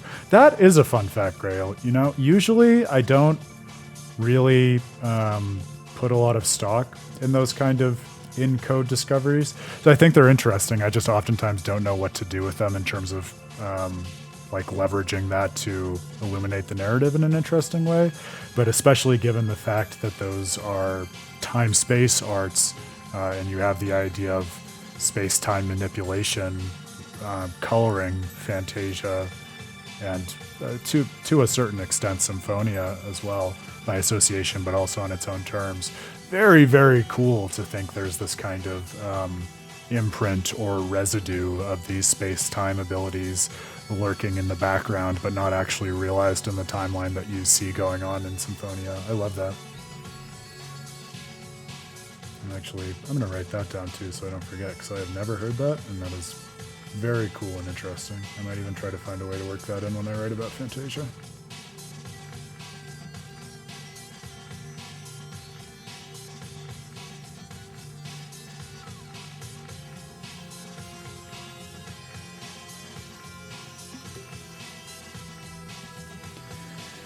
Yeah, so I think I just kind of gave away the farm a little bit in terms of where I come down pottery, and it's, I'm sure, no surprise to you guys, just having spent enough time with me and read some of my work and stuff like that. I tend to think, as I was saying, that in most cases, like if it's not something that is accessible within your experience of the game, then to me it is hard to justify its relevance or contribution as part of the text. But like I was saying, I think, you know, what Grail raises is an interesting example, because I think the nature of the actual content that's embedded in the code yet inaccessible is the sort of thing that can kind of justify its existence and relevance to interpretation in a way that oftentimes it's harder for me to wrap my head around that kind of cut content making that sort of contribution. It's similar to what we were talking about last time in terms of authorial intent in a lot of ways to me, because I think it can be interesting and informative if you're interested in the biographical stories of how did the game come to be developed, or what might the creators have been thinking about or drafting along the way, in the same way that like a first draft to a manuscript that you really loved might be interesting in illuminating the creator's process. So I think there are many ways in which it can be rewarding and valuable. But questions of canonicity in the way that you use the term are kind of, I have trouble getting those off the ground in the first place, period.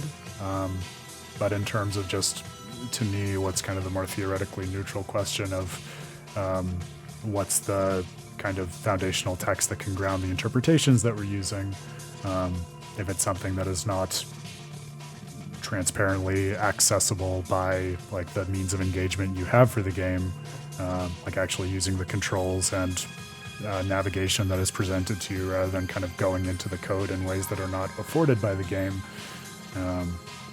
Yeah, it seems hard for me to get my mind around.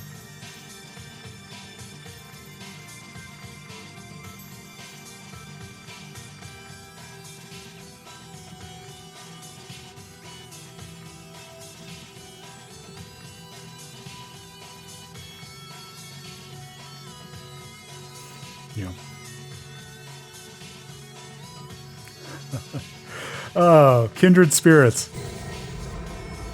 That's fun. I wasn't sure what side of the fence you were going to fall on there. This room should have what we're looking for. It's annoying to me because it sounds like you feel this way about it too. I feel like there are interesting questions that are very closely in the vicinity when people start talking about what's canon, but so oftentimes I think they get sort of misdirected or needlessly colored by the idea of, like we were talking about on our last conversation, like what the author literally meant. So oftentimes, like, the colloquialism of canon reduces to that in one way or another, or else has this dependency relation that doesn't quite work out for me. But the other questions we're considering, yeah, I love that. I think it's super important and rewarding to think about.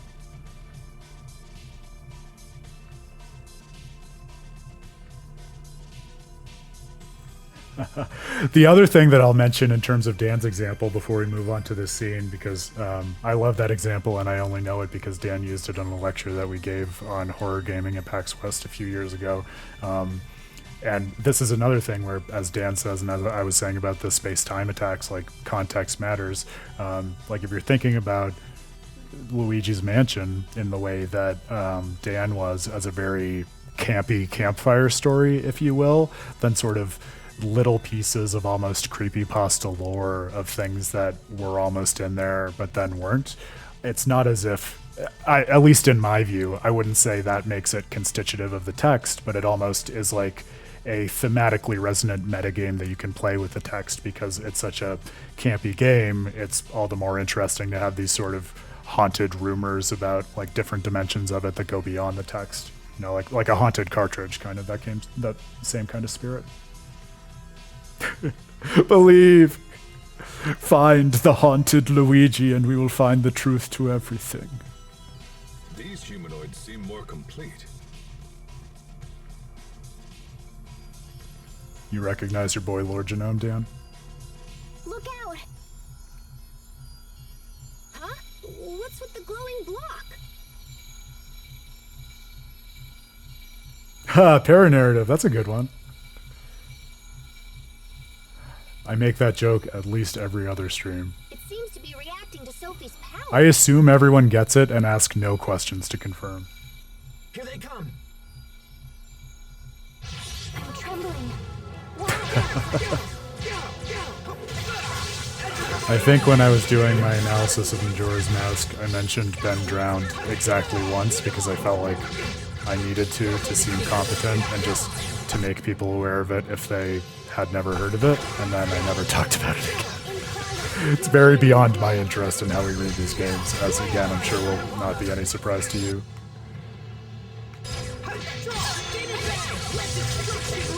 But it's scary for a reason. I remember being a kid and reading that and being scared by it. No shame.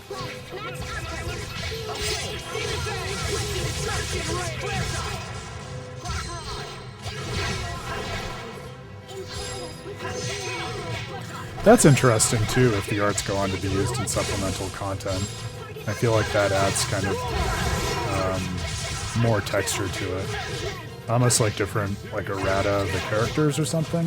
I'm not sure the right way to explain it. But yeah, it strikes me that there's something there. And again, especially in a series where those entries are concerned with different timelines and space-time distortions, and then also a series that repeatedly, since the second entry, ports its characters between worlds in ways that oftentimes seem to demand or invite explanations. It seems more reasonable than it would in another game to think about and try to answer the question of, all right, why is it the case that these characters, like, had parallel access to these abilities, but not direct access to them? Yeah, I think that's super interesting.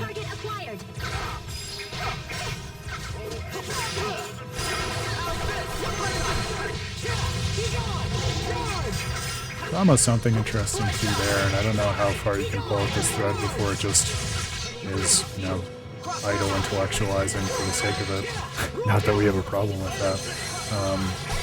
But like, you know, one thing that's striking and interesting if you go back to Tales of Fantasia is that, you know, kind of a big part of the sort of narrative motivation for something like Tales of Symphonia is that you have this idea that Daus is trying to save his homeland of Daris Karlan. But we basically know nothing about that. And in the context of Fantasia, it's just this idea that he comes from another world and he, you know, needs mana in order to restore it. And that's kind of, it's these other games and these different perspectives and windows into other parts of the timeline that kind of illuminate and explain the journey of Daus the Time Traveler and kind of add more pathos to his mission.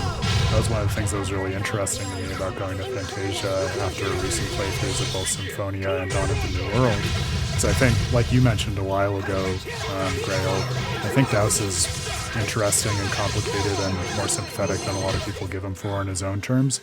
But especially going into it after Symphonia and Dawn of the New World, I think that context of understanding more of the stakes of Daris Karlan and Mythos, and even Ratatosk, can really inform a more balanced understanding and appreciation of Daus. So that idea too, that these specific 3 games are in like space-time conversation with one another, where going into one window illuminates your understanding of the other, seems to me, just thinking about it for a couple minutes, as pretty interestingly thematically resonant with this idea of space-time attacks kind of linking but not identifying characters in those worlds with one another because they're the same but not the same. I feel like there's something interesting there.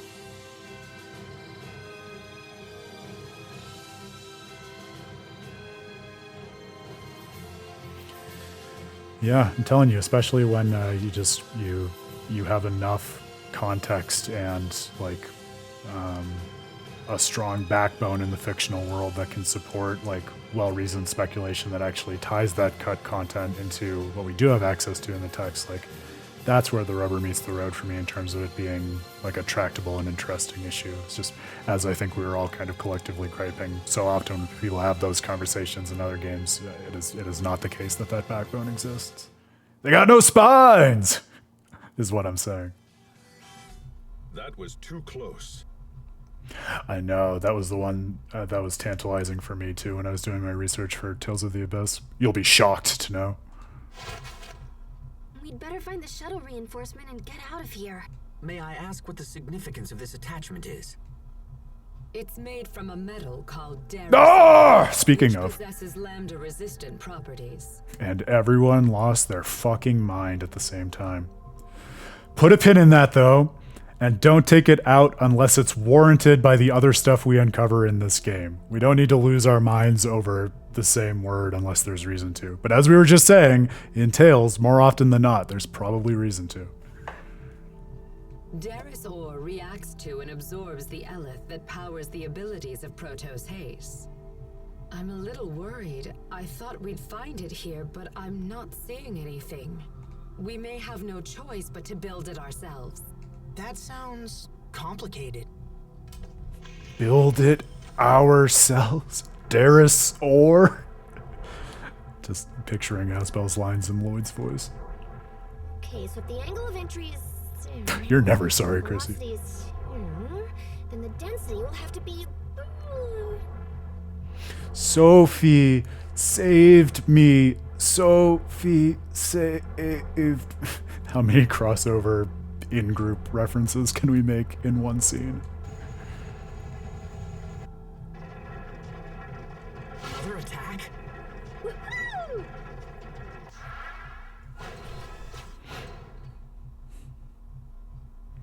Pascal's ants in my pants animation. Pascal? I think I mentioned this earlier on the stream, but it's just my favorite. I just love Pascal. Have I mentioned that I love Pascal? Pascal is great. I think I said even before we started, Grace, as I feel a weird kinship with her. But she's so weird, maybe it's just called a kinship, as opposed to a weird kinship. There you go. Asked and answered. What could she possibly be doing that requires so much noise? Oh, yay, it's done! Presenting my newest invention, the ultra-strong, ultra-secret, super cool Daris Bit! Wow, that is very cool. See, I saw that block get all glowy in response to Sophie's power. And then I heard you talk about Darius Ore, and I saw this, and yeah, so here we are. You are truly a worthy descendant of the Amarcians. But wait, there's more. Act now, and I'll totally throw these in for free and stuff. Here, Captain, try this ring on. What is this for? It's a diamond pact ring, because of no reason. I made them from the leftover Darius Ore. One for you, and one for me. Oh. Rings? You two aren't engaged, are you? Engaged to participate in Sophie's power. I'm pretty sure that's not the case. No, you have it backwards, Pottery. Pascal invented the infomercial tropes. So if we wear these, we should be able to use the same power as everyone else.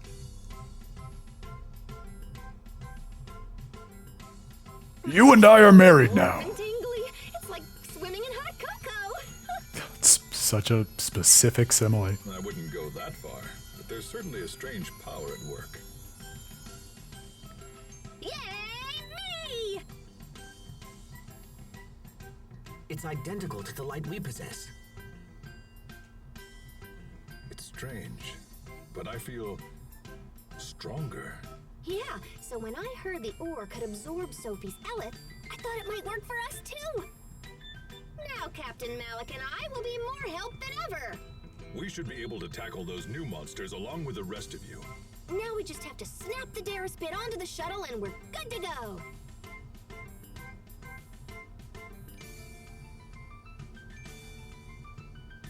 Oh, did she actually say pact ring in this The set? shuttle has been repaired by now? That is interesting. I don't know. It's a pretty big job, especially for one person. Then we should hurry back. If it's still being repaired, we might be able to lend a hand. Right. Back to the city then.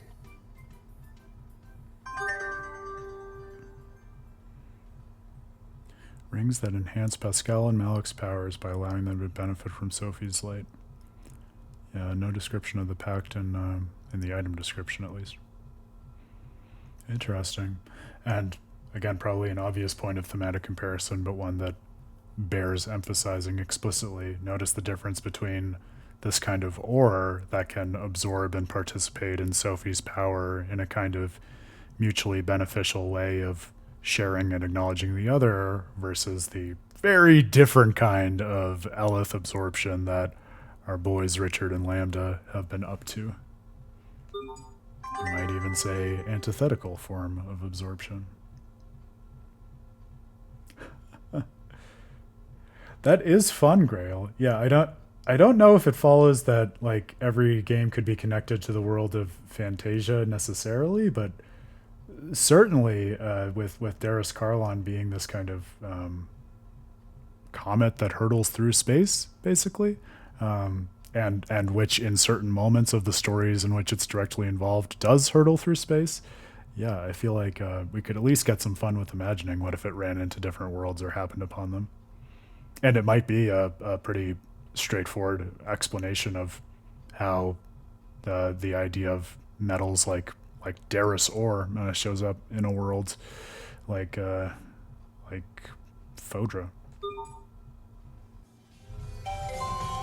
Ooh, so many titles. Will we be able to find them all? I bet those are all story titles, so it should be pretty easy to pick out. Close to the Light, that's an old one. Enlightened Swordsman. Called forth by the awakening of Sophie's true power, the power of light fills this swordsman. A new art and raising the minimum CC. I love that. That's interesting too, continuing on our never-ending story about how fucking cool titles are in this game. The idea that that description is so generic in the sense of not explicitly referring to Asbel, but just referring to a swordsman. The idea that, yes, they have this special bond, but in kind of a Tales of Destiny spirit in terms of how Dymlos talks to Stan at the end of it. It's a kind of bond that could happen between anyone if only they make the effort to realize it, which also to me ties in really nicely and quite tightly with what we saw at the end of last stream in terms of even Sophie's awakening to humankind not actually happening with Asbel, but happening with a child back in Fodra 1,000 years ago.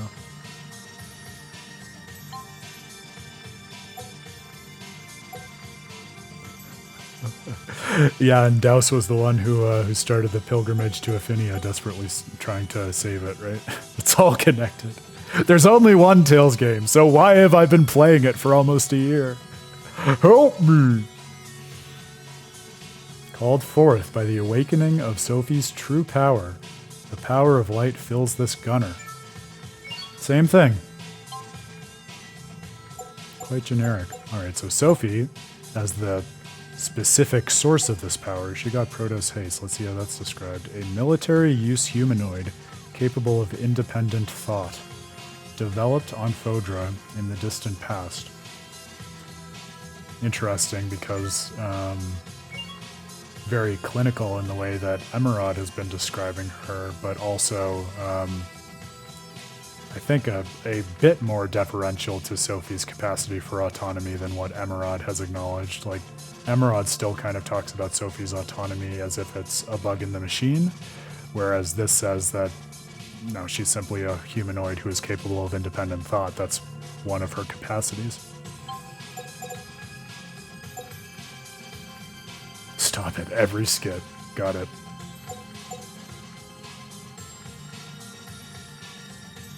Now, see, we've made that mistake enough times, Grail, now that I think that's just how we say it, so I'm on board.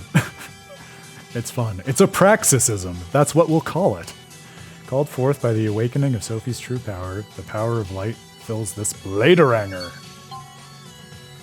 Maybe that one's a little less generic, just because, my god, how many bladerangers can there really be in the world?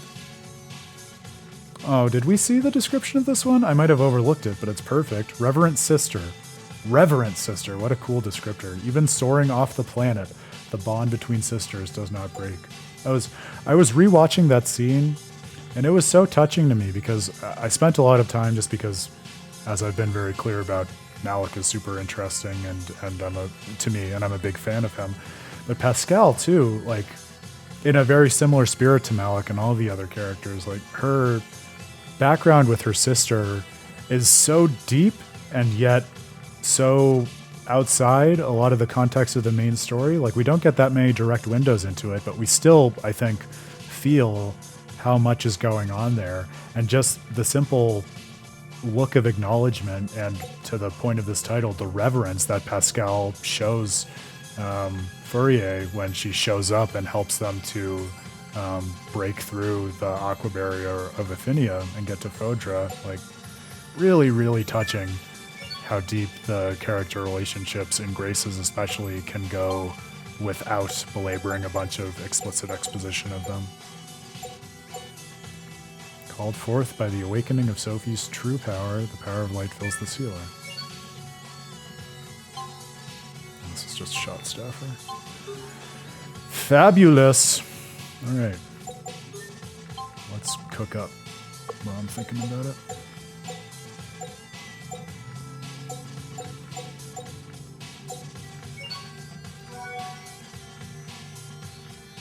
Oh, is he learning the scariest spell? I'm still waiting for him to speak with his back. What's he learning?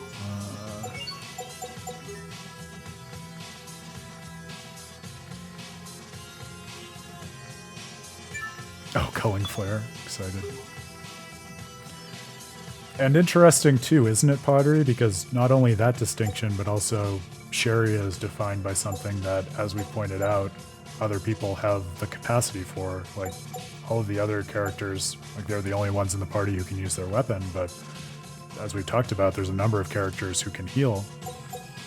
Although perhaps there's a distinction in the sense that, well, they can all heal, they don't all have the expertise to be a healer, whereas Sharia has more specialization in it.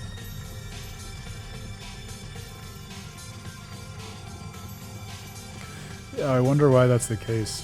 The first thing that comes to mind for me is what you said about how Sharia was kind of in the blast radius of Sophie's power, if you will, when they were kids, but she was outside of the friendship pact, as you point out. So that right away already is a difference with her relationship with Sophie versus relationships between Sophie and some of the others. So I wonder if there's something we can spell out in terms of how that cascades down to the sense in which she participates in Protos Haste's power. Alright, so you said we're taking the long way out. Right, girl?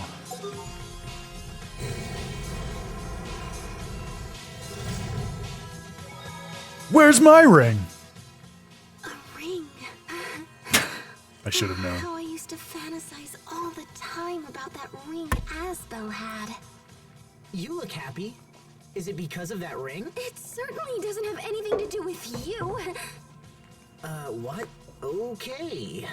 Hey, wait a minute. When we were kids, Asbel promised he would buy me a ring when we were older, didn't he? Or maybe it does have something to do with you. Wait, what? When we were kids, you promised to buy me a ring when we were older.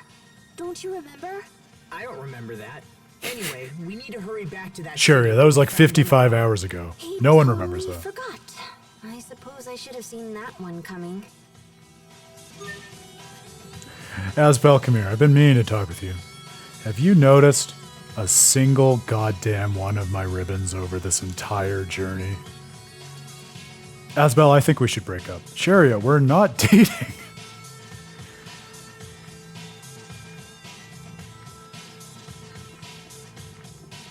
Oh, that's what you were saying? Oh, well, another shortcoming of your guide. We would have missed that awesome skit about Sharia remembering things Asbel doesn't. I think that was the only save point in the dungeon, though, so it should be good to hop back anyways. This feels like it should be a discovery point.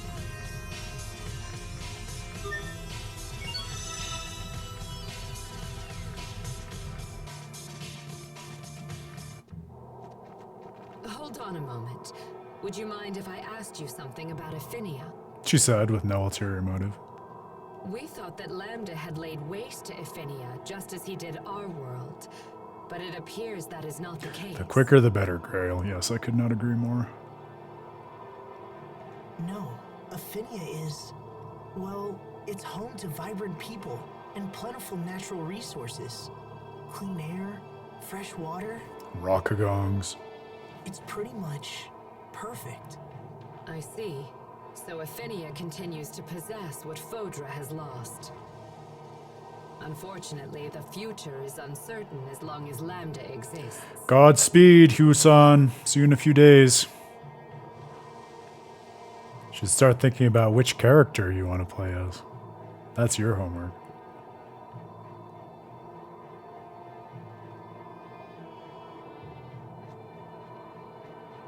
Lambda has already absorbed the Elith from our Valkanus Creus, and he's also formed a cocoon at the entrance to our planet's core. I think Lambda plans to merge with the Lestalia and become Aphinia's new core. The cocoon is the final step in this process.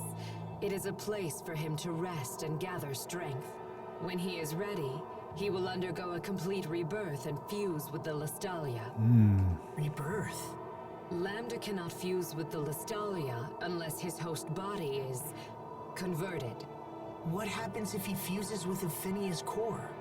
He will become a new being of incredible power, inhabiting Aphinia as his host. In essence, Aphinia will become Lambda. But then, what happens to all the people of Aphinia?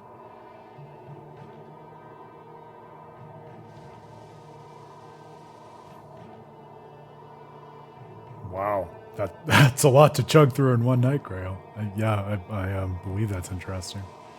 I don't think I was talking about it on the stream, but I've been noodling it a lot lately, and I think I brought it up in a podcast with Dan, just how radically our experiences of a game can change based on the kind of pacing with which we engage it versus something like, just one marathon or little small chunks where we talk about and think about it a lot in the intervening time like we do on the stream here.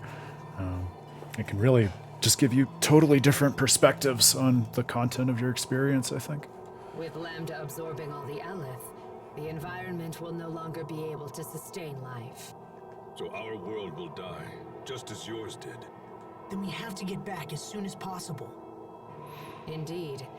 Even as we speak, Lambda is doubtless in the final stages of his rebirth. Let us return to the launch bay and see about getting the Darius bit attached.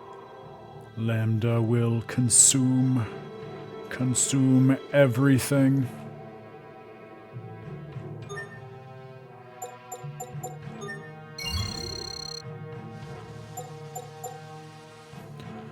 It'll be interesting to keep track of Lambda's endgame as we work our way into it, because I'm trying, even just with the description that Emerald is giving of, you know, playing the game of situating it relative to other Tales antagonists endgames and seeing if there's something that it feels deeply resonant with. And right now it kind of feels like it has a bunch of little flavors and tastes of a few different things.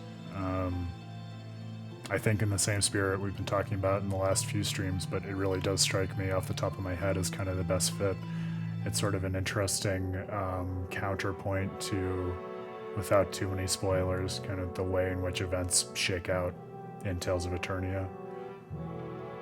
Except whereas one seeks to inhabit the planet, the other kind of seeks to reduce the material world to pure nothingness. But in a pretty similar way in terms of the strategies that they use. And maybe also their reasons, although that remains to be seen at this point. Durandal, another classic.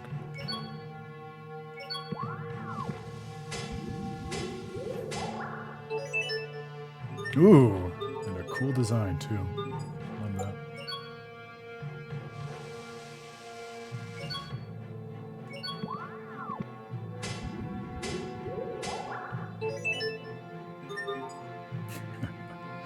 Yeah, fair. But how nice to, I'm sure, have that catharsis of overcoming your childhood struggle with it, right? I always feel that triumph when I get through the Toys Valley mine in Tales of Symphonia. Cantarella. Extremely toxic liquid. It's used to make poison apple gels. Oh man. Perfect for all of my schemes and subterfuge. Hook me up.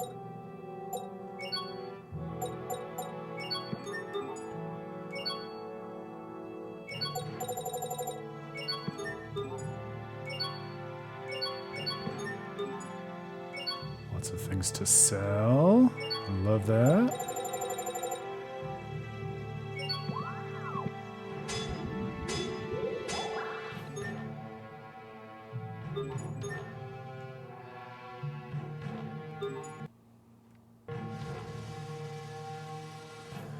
It's interesting though, Grail, because I was thinking more about that and Emerald, and especially as we've seen her character unfold, at least up until this point, she almost has, for me, a little bit of a Hevrecht, whatever his number vibe is, the Helganquil on the, like the satellite space station in Tales of Arise, where I feel like he's almost,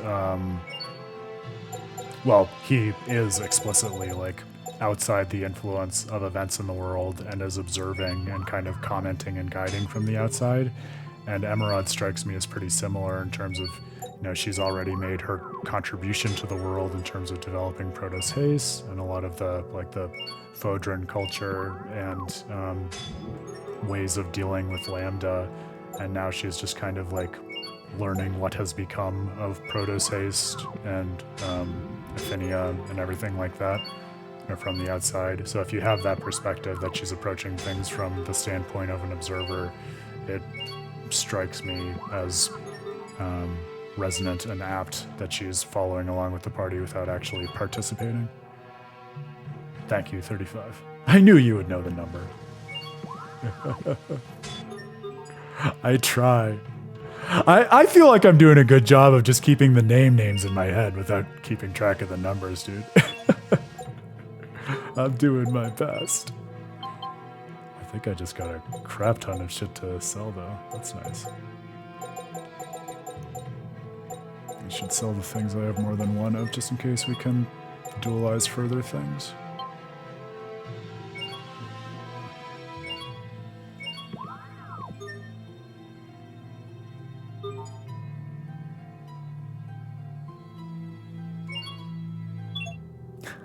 I mean, I don't know if I feel like it's copying. I feel like it's more of, riffing on the theme or playing with the motif, because Headfirst 35 is really interesting to me for very Arise-specific reasons. Like, the whole idea of someone who was part of a hive mind, but just through kind of the sheer chaos of circumstances, like, got blown beyond its radius of influence, and then figured out how to, like, examine the world from beyond that influence that had colored his entire existence. Like, that's pretty interesting and cool, and I would say a pretty different color than what we're getting with Emerald. The Annals of Almezera, a script written long ago. It's kind of interesting, but kind of not. Well, not quite the history of all past, present, and future, but it's something.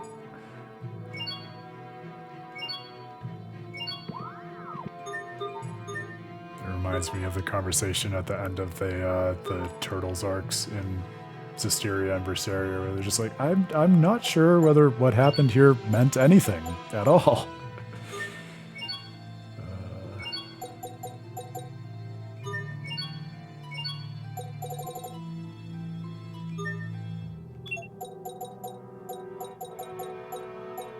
Oh, I think we're finally reaching that sweet, sweet late stage part where money's not going to be as much of an issue anymore.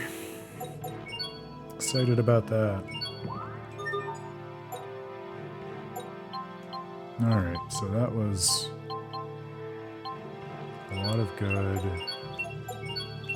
development of different special sellable and dualizable items.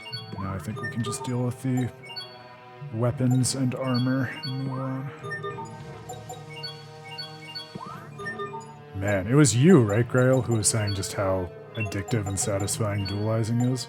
Once you get it, like, actually, take a step back. It's remarkable to me that it's possible with a system as seemingly simple as this to get into something like a flow state, but I definitely feel like I'm in it right now. Just like, okay, how many new products can I grind out by making different combinations of things from my my inventory? It's very, like, bizarrely satisfying in a way that these systems basically never are to me. Chocolate pie? Yeah, give me that crap. Give me 5.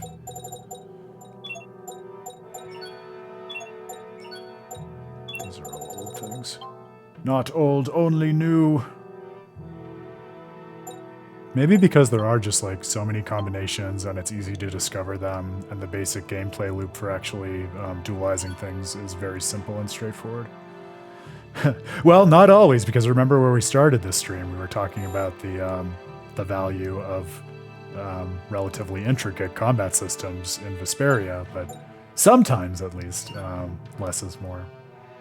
Or at least less in terms of the mode of engagement. It's like part of this is actually pretty similar to what we were talking about with Vesperia. Like, you're able to discover the complexity, but you're like, the means you have to that discovery are pretty simple and intuitive to wrap your head around. So it's not as if you have to learn a lot just to be able to use it at all. You can learn by doing, as they say. Fabulous!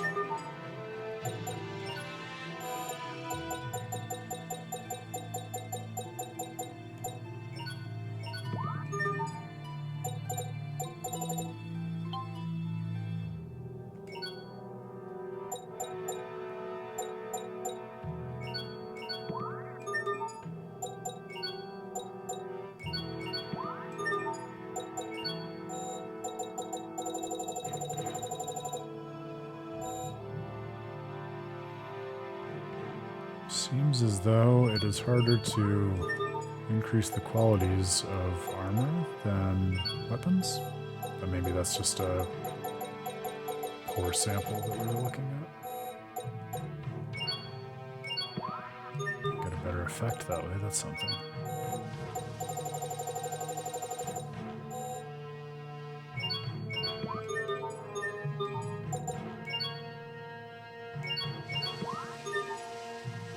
Alright. And do we have the items that we need? Yep, good to go. Oh, and charging the mixer. Oh, we did that. All right, fabulous. Sous chef. Yet another title. Sophie, do you know where we are?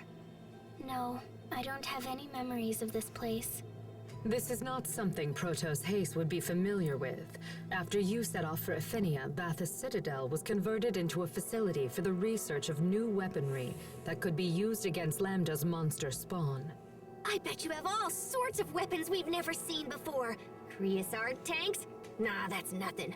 Oh, maybe some indiscriminate planetary smackdown munitions? Mana cannons? Great. Kramal cannons? I'm afraid we do not use such antiquated weapons. Ugh, rude. Antiquated? You should have noticed by now, the humanoids are our most advanced weapons. Look no further than Protos Haste. I challenge everyone to ask themselves, what war machine could possibly compete with a humanoid that can act independently and adapt to any circumstance? The answer is obvious. Chilling. She's a better tool for them by virtue of being able to act independently. Which then also, that way of describing her gels much more with the title that she was given as Protos Haste, which makes me wonder, maybe it was Nimrod's voice after all. I think another thing that's so simple but adds to just the chillingness of how clinical Emerald is with Sophie is the fact that she always describes her as if she's not in the room, like talking about Protos Haste in the abstract, even though Sophie is right there. Really just objectifies and dehumanizes her. Alright, we're going back to the shuttle. No, we're going back to Telos Astral. Let's get this underway. Got it, check.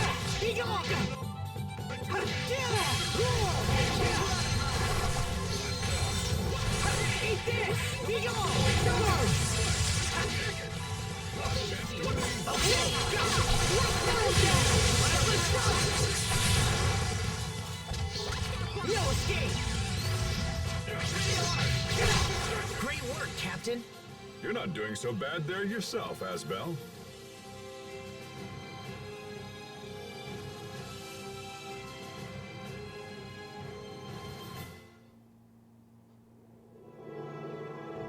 Oh, interesting. That makes a lot of sense. Thank you, Grail. With your guidance, we will be dualizing experts by the time we get to Act 4.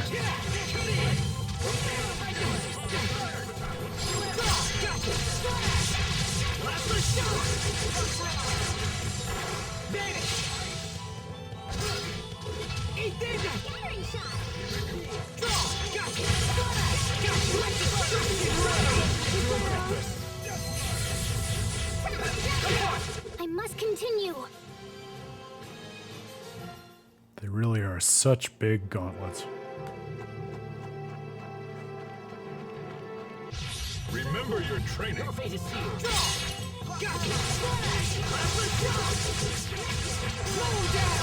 Let's begin. Calamity Rondo. Oh, no kidding. Well, so I guess we'll really have our capacity pushed by it. That's exciting. I didn't realize it was such a jump in difficulty. Your fate is sealed. Strike! Be gone! Strike!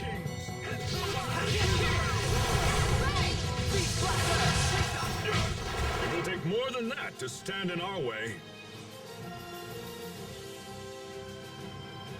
Ah, Sophie learned Infinitia Soul. What a great name for a Mystic Art, I think? Yeah, I'm pretty sure I clocked that was a Mystic Art. You dare stand in our way? Roar! Come forth! Detonate! Yeah, it is one of those things that I don't think I really clocked as much as a kid, simply because at the time I was much more interested in grinding than I am these days, but I have really appreciated my playthroughs for Tales of Praxis in terms of just the scaling based on number of enemy encounters, because I really do feel like, with pretty few exceptions, it seems like exactly what you described is the case, Grail, where it's easy to fall out of step with enemies, but only if you're not bothering to fight them, but if you're actually doing what the game wants you to in terms of like actually engaging in those random encounters and fighting enemies like we're doing when we come across them. It seems to be pretty high fidelity in terms of keeping you on pace with them. No, that's not It's what I nice meant. that they balance that so tightly in most cases.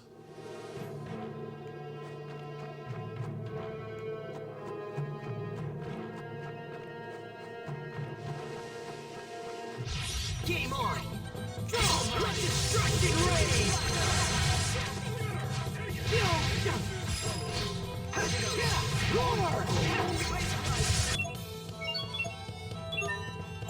Everybody gets paralyzed. Here!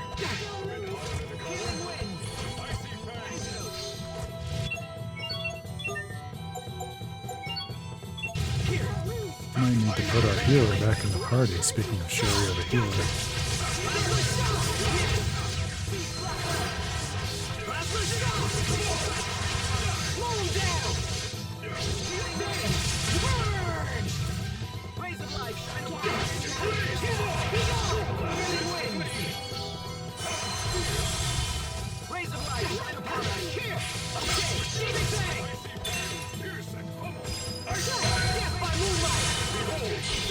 Shining blade of triumph! Prepare yourself! Dance like the damned! Instant balls! Plenty of room for improvement, but we can let it slide. Oh, come on, dude. I felt pretty good about that one. Hubert's standards are too exacting. For himself and the party and me.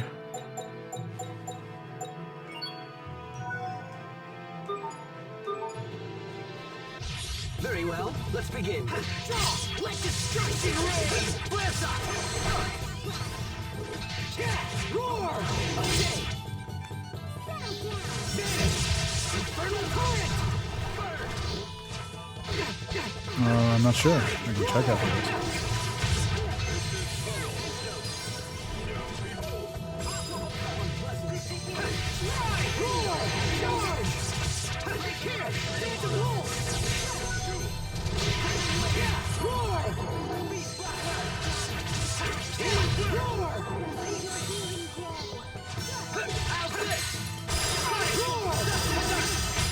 You need to study up on the basics. Yeah, we beat them during one of their Elith breaks. That makes me feel accomplished. I did! I've been doing it! I was waiting for you to catch it. Yeah, Infernal Torrent. I didn't want to say it because I was waiting for you to notice. The beauty. It is very satisfying. I see why you were so excited about it.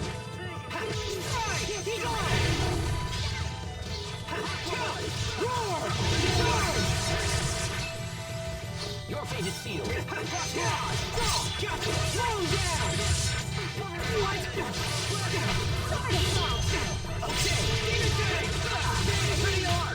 Even in battle, it's important to pay your respects. Okay, Not like that. this?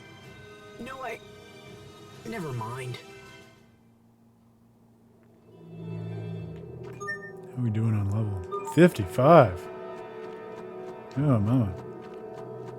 Yes, I know I'm one note in terms of still marveling at just the pacing of this game, but it's so interesting because I don't feel like we're far enough in the story to be level 55, but that as much as anything is part of what makes me feel like we're getting ready to rock down into the Lestalia pretty imminently.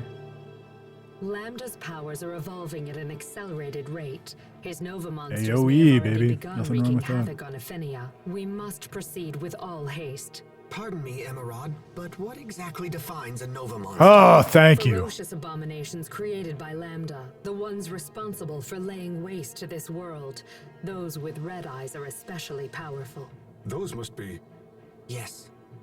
The monsters that attacked us at Lant. And at those ruins in the snow. They came from the Cocoon. Which means there can be no doubt that King Richard has been infected by Lambda. Well, I was hoping and exclaiming because I thought we were going to get more of an explanation about the essence of Nova monsters, but I suppose it just passes the buck to learning more about the essence of Lambda, if they're purely defined by originating from Lambda. Which is interesting. Another thing I just totally forgotten about this game, the idea that one of the core characteristics of Lambda is that he just radiates monsters. Let's do this! Yeah, one of those delightful things that I love a great JRPG for, where it can be really fun and interesting, like meta-directed content, but it also like doesn't have to break the fourth wall necessarily. He's not calling you out to the point that it totally breaks the texture of the fiction, but you can easily read it that way as well.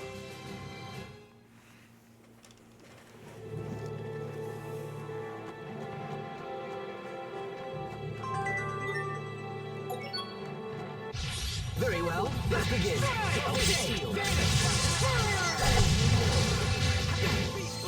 Wall of moon, wall of fire! Try to set Fodra on fire!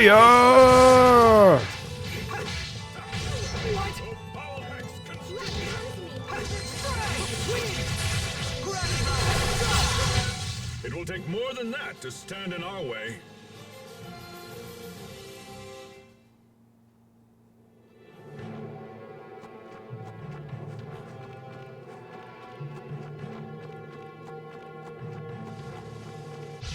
Game on! Okay, vanish! Demon Bang! Okay! No escape! Roar! Charge! Release! Come forth! My heart Oh yeah, sure, just because it's a fire art. That was pretty cool!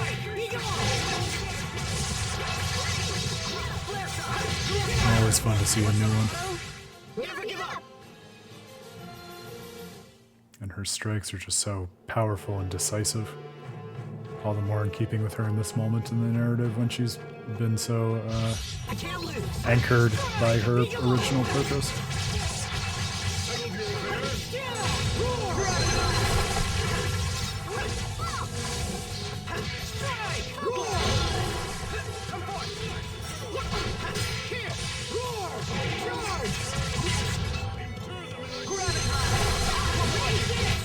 Victory is ours!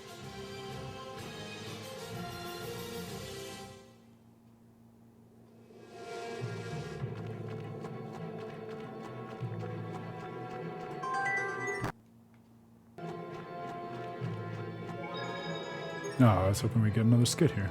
Oh well.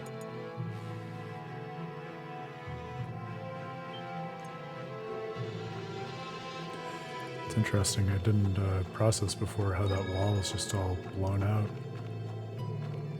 Like a bomb went off or something. Or something crashed into it, maybe.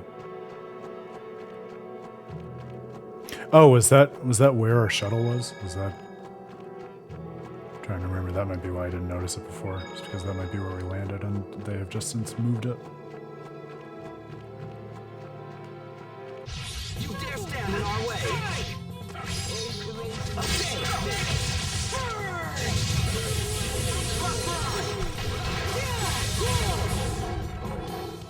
I'm trying to get serious ones.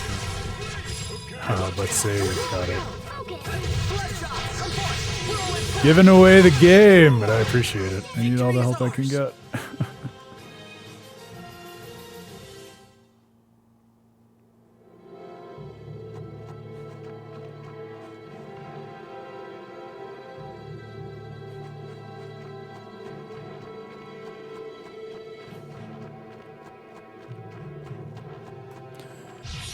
I just want to round up all these poor little humanoids and take them somewhere they can be safe. Like the replicas.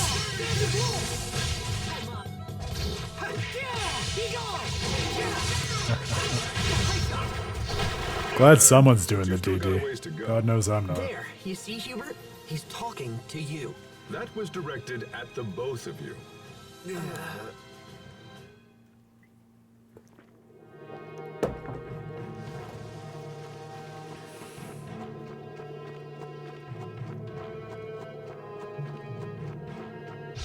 Game on!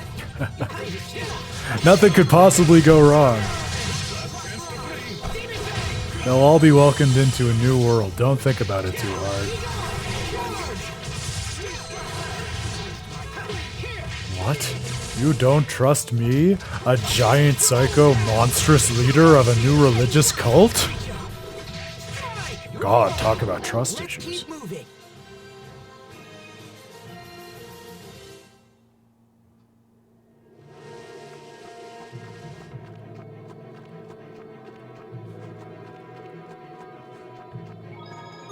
Show me your resolve.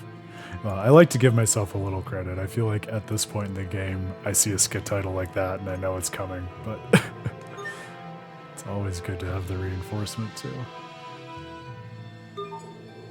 All right, take a deep breath. I'm gonna guess Malik? That feels like something Malik would say. Let's see. Asbel, Ah! we Pick up the stand on phone. brink of the most I called perilous it. battle of our lives. Sir? Thanks to Pascal, I now wield the same power as you do. But if I hope to be of assistance, I need you to show me that power. Master and You want to student. see my power in action? Now that I think about it, we haven't sparred one-on-one since I was a student in training. This is not training, and I will hold nothing back. This time will be for real. I completely understand, sir. I vowed to become stronger so I could protect everyone. Even you. Then let me see that resolve reflected in your steel. I'm gonna try. Oh, Captain Malik, why? Oh my god, stop flinching. Be gone! Strike! Be gone! Be gone! Oh, Jesus, he's so fast. He's so fast.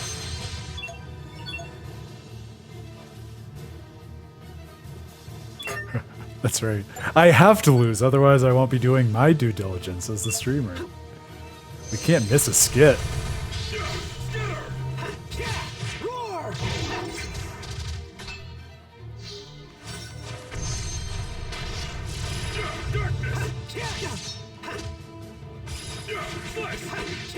Be gone! Charge!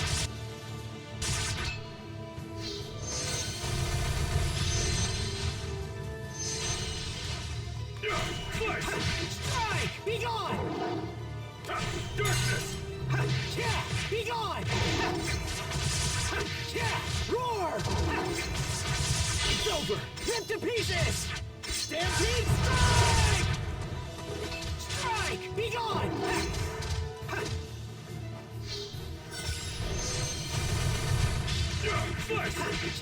Be gone! Strike! Be gone! Charge! Strike! Be gone! Oh, Jesus, fuck.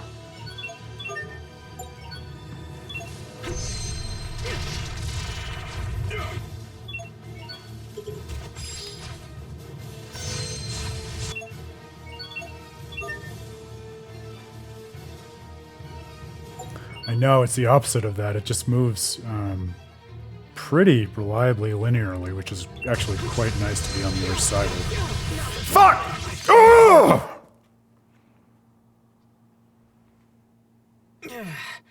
I lost. I shouldn't have looked at your messages. all? That totally ruined my rhythm. Do you really want me to go ahead and finish you off? Come on! Answer me, Asbel! Yeah. Man! So close. That really sucked.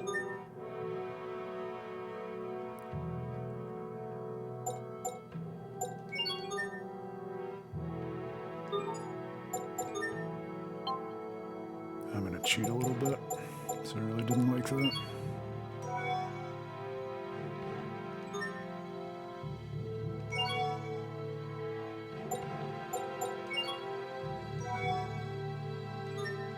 Oh, that's not what I was trying to hit. God damn it.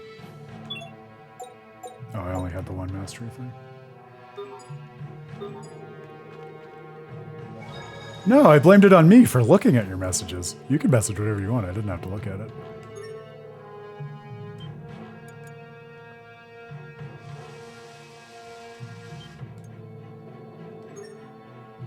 And I think if I'm being honest, it was more that I wasn't ready for his arts that he rolled out in the second half of the Captain fight. Malik, will you please fight me again? I must defeat you if I hope to become a man who can protect his friends. Look at you, babbling on to your foes. You're nothing but a pair of lips flapping in the breeze. You don't have the power to protect anyone. Jameson, please. This was no I'm just a training kid. battle, Captain.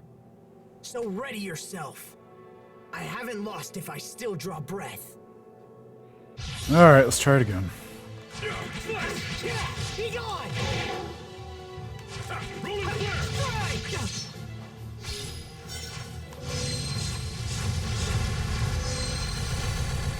Strike! Be gone!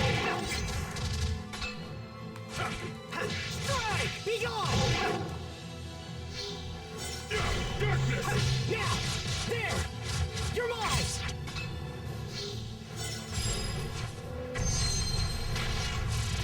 Rolling flare! Now! There! Die! Come in! Darkness! Strike! There!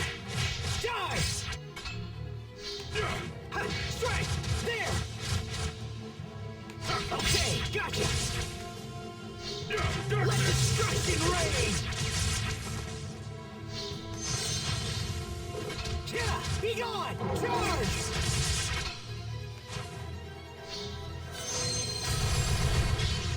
Slice! Yeah! Be gone! Die! Strike! Oh, fuck. How do you get that off? I think he's gonna get me. Yep. Oh, I got it off first. Remarkable.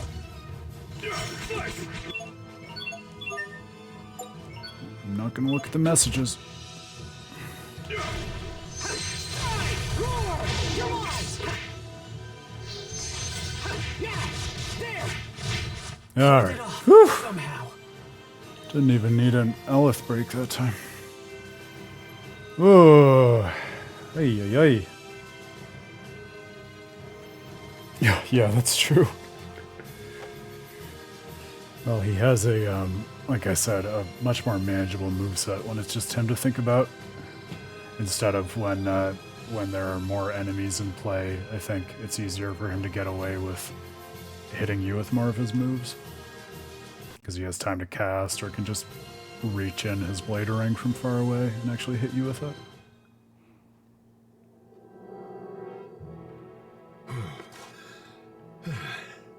So the day I lose to a student has finally come. Sir, You know, Asbel, I'll be completely frank with you.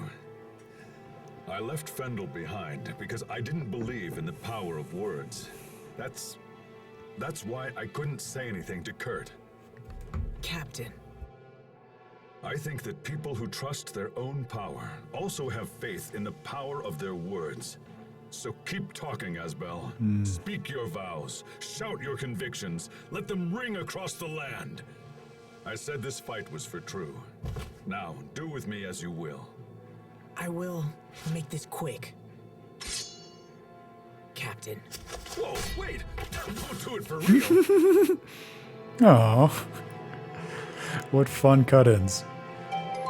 And what a nice little microcosm of what we've been talking about, especially throughout Tales of Graces, in terms of balancing solemnity and pathos with humor and just very punchy comedy.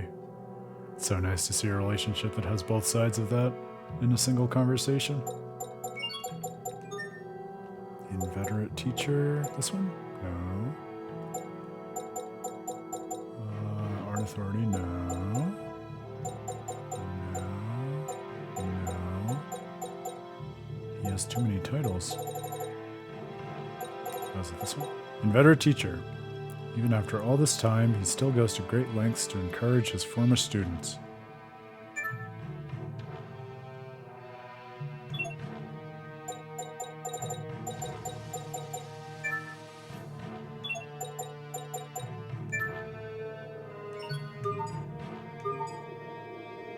Awesome. Thank you, Grail.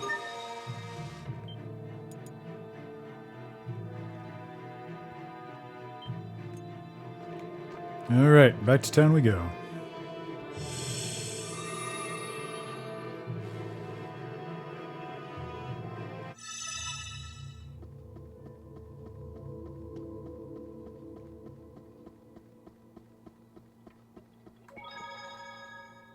So, when Pascal was talking in her sleep about someone she likes, who do you think she meant?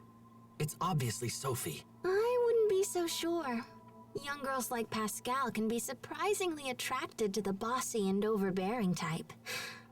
I'm surprised you didn't know that, Hubert. Ugh, such speculation is nothing but a waste of time. Well, then why not ask Pascal directly? Well, why me? Please, Hubert. I've been wondering about this myself. Do it as a favor to me. Sherry is also... She's also the last person to preach the importance of just asking them directly. Like, look at her with Asbel. Girl, practice what you preach. Well, all right. If it's that important to you, I'll go ask her. But I can't guarantee anything. Hubert sure has a soft spot for Asbel. Yeah, it's easy to forget, but I guess Asbel can be an older brother. Huh? What?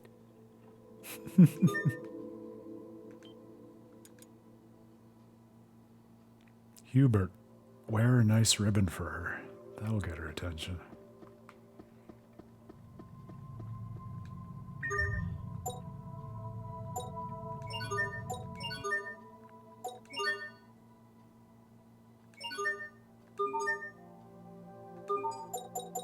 And the brooch, of course. Oh, and because she's still there, we actually get a response as opposed to it just having an error message. Thank you, Asbel. Thank you, everyone. Thank you, little one. Oh, man. That was such a wonderful and touching little side quest. Like all of them. Game is knocking it out of the park with its side quests.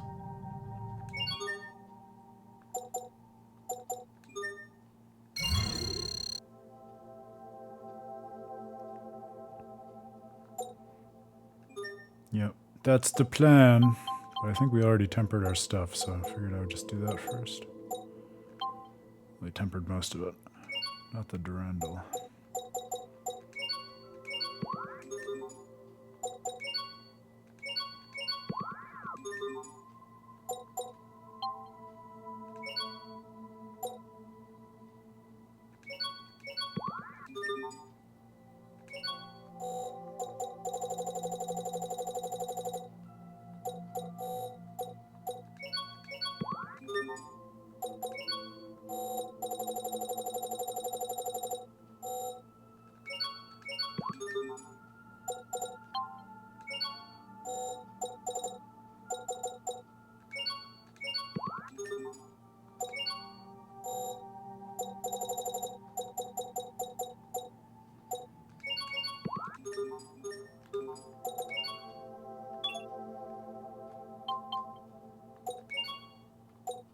Ooh, something new. A white ring.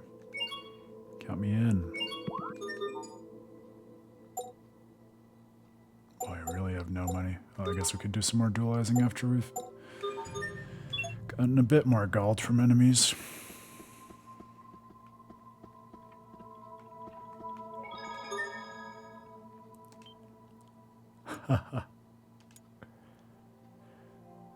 That seems high to me. Have you really been here for that many? I've been meaning to look at my recap too. I saw a little a thumbnail for it. It'll be fun to see what the first year of With the Terrible Fates streaming presence has looked like in data. I'm sure we'll do something nice for when it comes around to something more like the year anniversary, but you all know it has been such a pleasure doing this with you, and it was really an adventure into an unknown format both in terms of my never having done it and also my not having a sense of what sort of streaming format made sense for the ethos of With a Terrible Fate, but I've just been so delighted to see it grow and figure out what it wants to be over the last few months, and every single one of you has been a huge part of that, so really thank you. And when I do look at the recap, if there are any fun stats, you will be the first to know. Wonderful. Then could you please attach this to the shuttle? Wait, oh, wait, let me help. This is what I live for!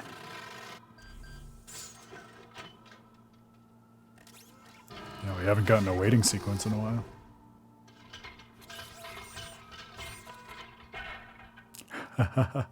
Ah, yes, the before times. All the way back to when I was just Preparations are nearly complete. sitting on the couch using the PS5's plug-and-play webcam when I was first trying it out and just wanted to see if it was possible and if there was any audience for it. How far we've come and how far we will continue to come. It's still early days, but deeply rewarding and enriching early days for me. And my dearest bit looks awesome! I'm just saying.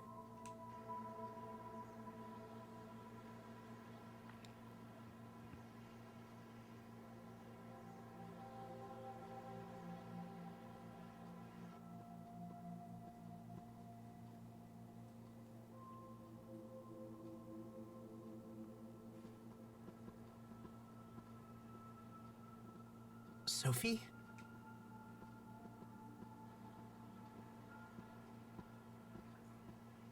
What is it? You're not sick, are you? Sick in a telic kind of way. I know I keep nagging, but you have to be careful. What's on your mind?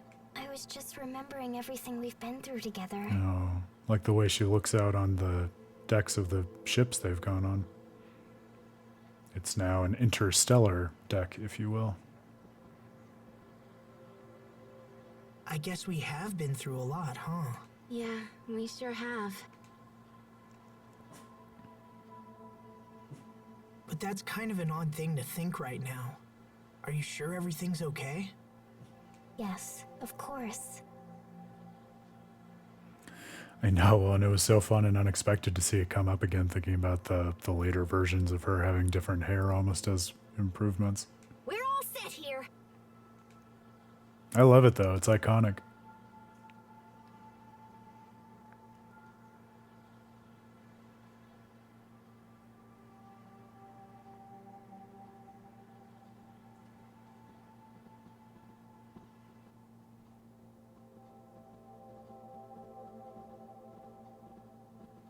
You may depart for Afinia whenever you like. And even better, we don't need that stupid launch ramp. We can just take off and set her down wherever there's enough space. Emerald, I don't know how to thank you. Actually, I would like to make a request. As a Fodran survivor, it is my duty to ensure that Lambda is brought to justice for his deeds. With that in mind, would you allow me to accompany you to Afinia? I will do whatever I can to assist you on your journey. I am sure my skills and knowledge will prove useful to you. Please, I beg of you. Yes, of course. We'd be thrilled to have you. Your knowledge of this situation is bound to come in handy. You are too kind. I am going to Afinia with these nice people, Sai. Please keep an eye on things while I am gone. At least she treats Sai well. No matter what happens, Almost like a human. we have to stop Lambda. And Richard. Richard, you used to long for a world without conflict. Or, on the other hand, it could also be that old Princess Bride bit of, if someone is so good at fighting with their non-dominant hand, imagine how powerful they'd be if they switched to their dominant hand. I could see that going either way. And yet your actions seek to destroy it. Is Lambda controlling you? Or are you acting on your own free will? And if so, what course of action will I have to take?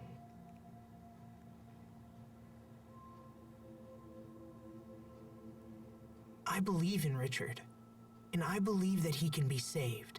I believe it because I must. All right, let's get out of here. It's time to go home. To Aphinia. It was a simple, really resonant line for me. I believe it because I must. Surprised you don't see that mantra explicitly coming up in more of the Tales games. But it's one that feels resonant with many of the Tales games. Notice too, as we go back to consider Richard and Lambda, I don't think we talked about this, but it's another perhaps obvious point of comparison. In the same way, Sophie was kind of injected with this sense of purpose that even though it might have been her original design, it's still kind of a foreign and alien intention to her now, considering how she's been reborn and developed in this group of friends. So too, as Asbel was wrestling with the question of, oh, is Richard being controlled by Lambda? Is he doing this of his own free will? Strikes me as a very similar color in terms of Richard also being injected with this foreign sense of purpose and trying to figure out how to integrate that with his own sense of self. So we have some further parallelism between Richard and Lambda and Sophie and Protos Haze, if you want to break it down that way. Yeah, it doesn't always look the same to me either, Grail. Thank you for making me feel like I'm not crazy about that. The Lambda-ist male of Lambda males. So we're good to go, right, Grail? There's no other side content for us to clean up here.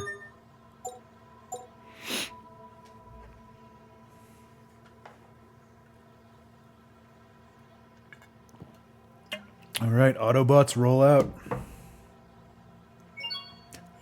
Oh yeah, you get like at least a 20% income premium for being Lambda male. At a minimum.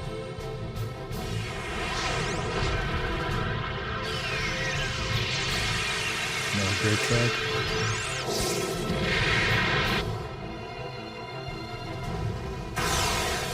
It's like they're penetrating into an ocean. We have entered Aphenia's atmosphere. There it is! Whoa. A cocoon! Pascal, do it! Roger that! There is Bits!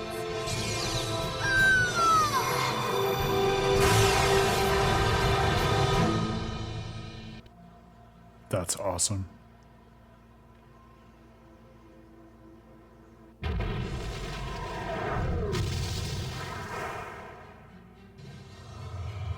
Oh yeah, so it is right into the cocoon.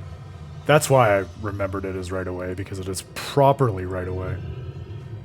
Not the smoothest landing in the world. At least we're here.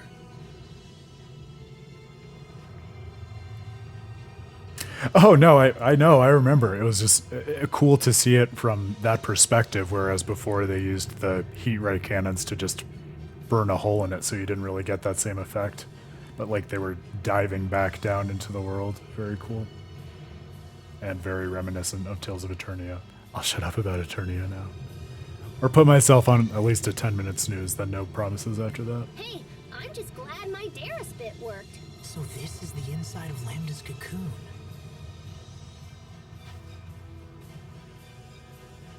What is it, Sophie? I can sense him, far below us. Shall we move onward? Hold on, I want to check something real quick.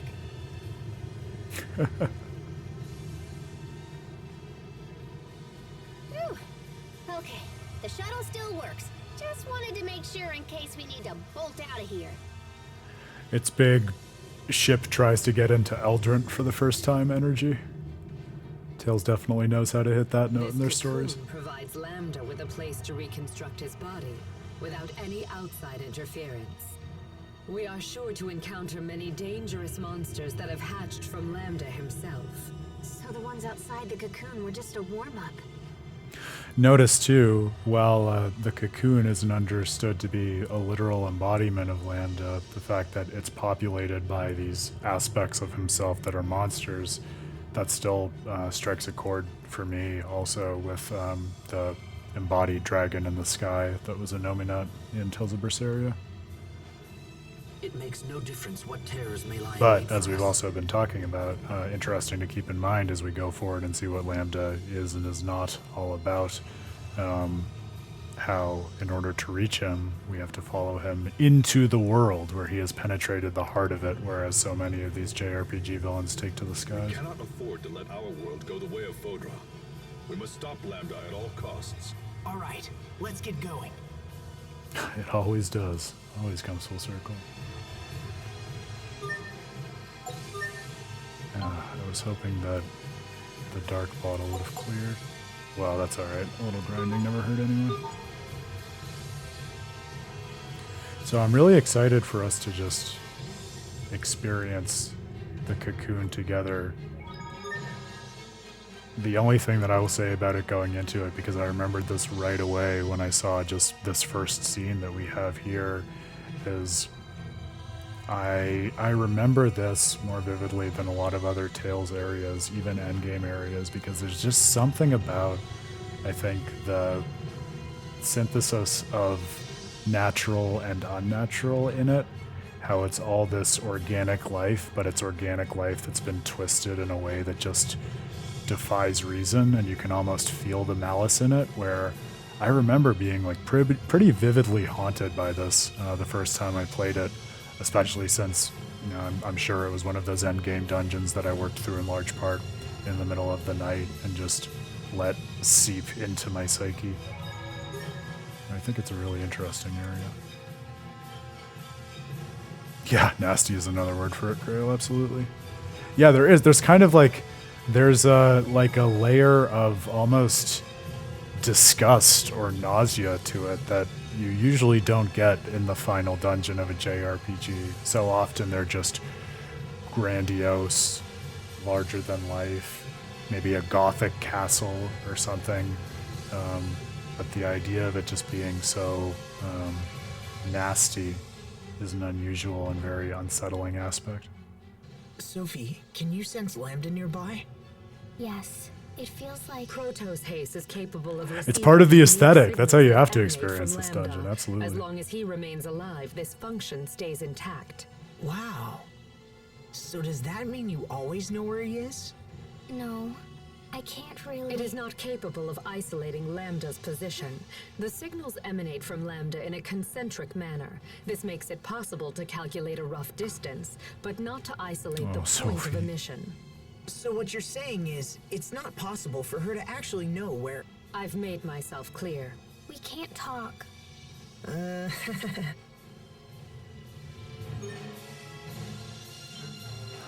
I'm honestly not sure whether we're supposed to be reading Asbel just as an unapologetic optimist or as very dense, because, like, I don't feel like I'm being ungenerous to Emerald to be, like, very suspicious and cynical of her for all of her interactions and the way in which she has been treating and rehabilitating Sophie. But Asbel is just so unflinchingly willing to go along with her. It's interesting. Yeah, you're the best, Emerald.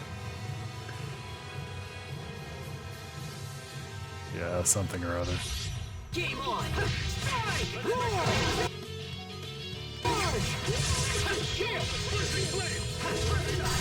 Are they still question mark enemies? No, they have names now. That's interesting. So this is Dantalion and the Eye of Wrath. That's a great name.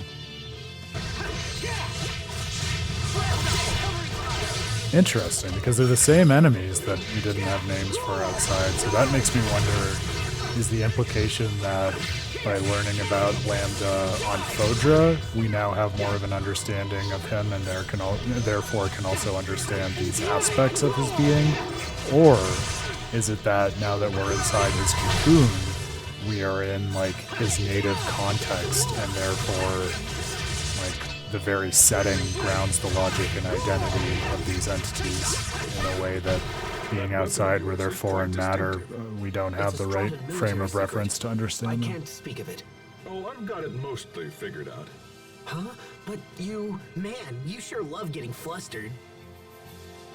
Yeah, maybe he does just go along with things, Grail. Maybe it's just the particular friction with Emerod's personality that's making me more aware of it. I'll definitely have to keep an eye out for that now. Very well, let's begin. I wouldn't be surprised if Dantalion was the name of King of Hell. Terminus Wyvern, that's another great name. Yeah, I wouldn't know that, but definitely look it up. I mean, it's a demon-type enemy, so I wouldn't be surprised if it were at least some sort of biblical or apocryphal demon from hell. Be gone! Charge!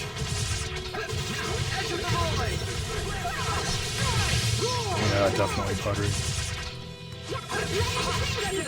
That's one of those frictions that I talked about and meditated on in that Kafka article that I mentioned at the start of the stream. Up on the basics.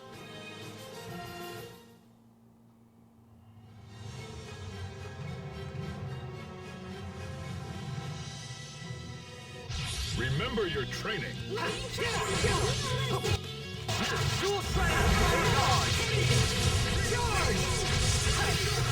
Your fate is sealed. Cross barrage.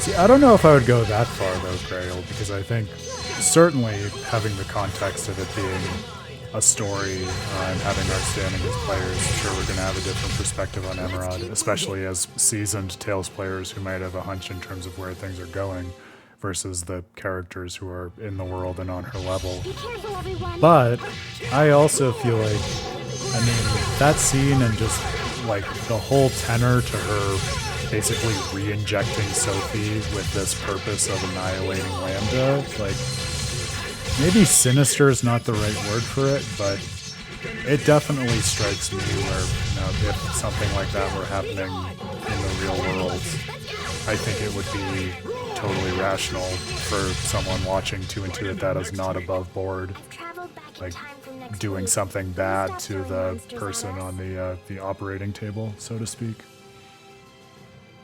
So I would agree that in general she seems to, you know, have good intentions and be acting for the right reasons, but it seems like her means don't strike me as transparently beyond question, even for people who are on her level in her world. I wanted to cook.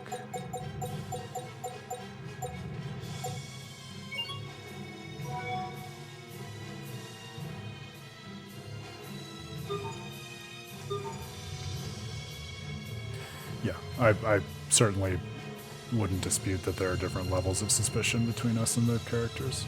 I think that's perfectly fair. This, I remember, is an elevator down, I think? Oh, but maybe we can't open it until later. Oh yeah, a much more vivid sensory memory of this place than I'd even expected. It's all coming back to me. Oh yes, thank you, Grail. Yeah, we already discovered that shot back when we were on Fodra, but good thing to remember now. Oh, like come on! There's no way you can't be just repulsed by that.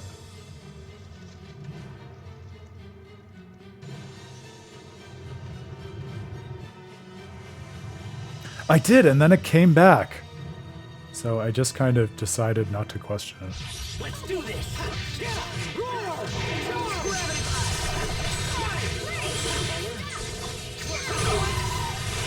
Okay, let's destruction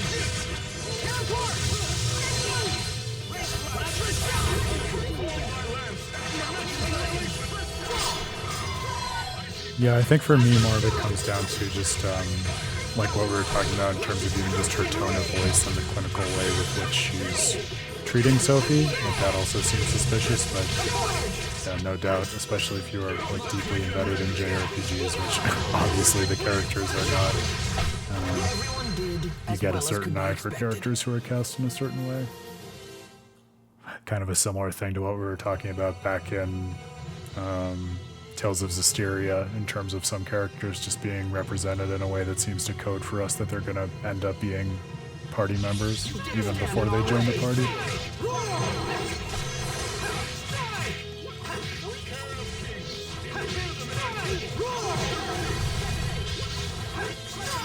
I think she also has the plausible deniability appearance-wise in terms of literally being an alien, so even if you think she looks suspicious, like, she also might just look different because she's from another world, you know?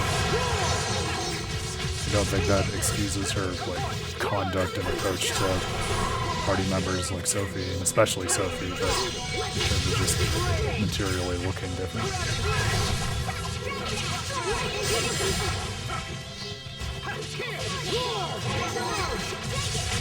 Must keep going. Oh, Sophie, don't let your purpose wear you down, girl. Please. We all just want to give you a big hug. But it does really feel like a must keep going part of the game, doesn't it?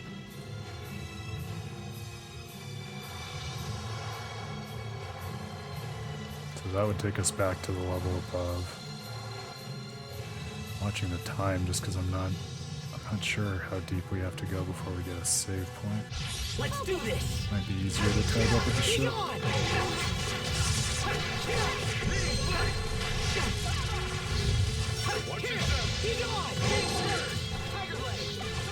Yeah, no, I understand. Sure.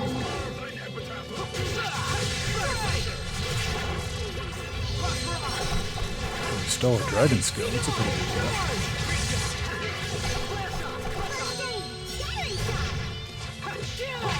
I must admit that your skills are quite impressive.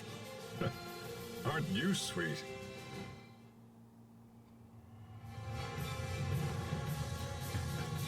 Well, it's helpful for knowing where to tie up the stream for a night at least.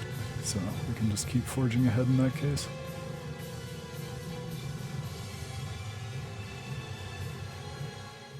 This place is truly astonishing. Just look at the abundance of life that exists here. Lambda has evolved beyond my wildest dreams. If I could somehow manipulate all of this creative energy, I might be able to restore life to Fodra. In that case...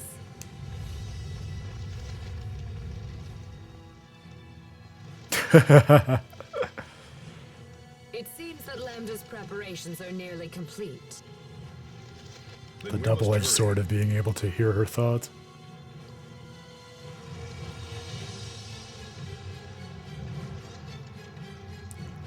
Well, Machiavellian as hell, at least. Like, I can understand wanting to restore your world, but Van de Stelka Grants also wanted to restore his world.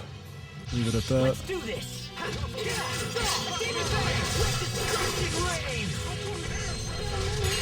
Death by moonlight. Over. Rip to pieces. Stampede strike. Throw it back.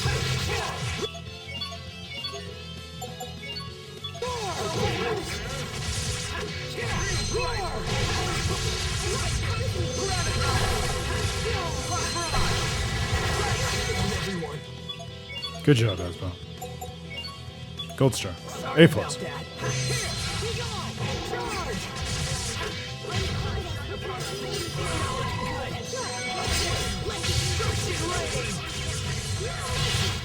Not bad, don't you think?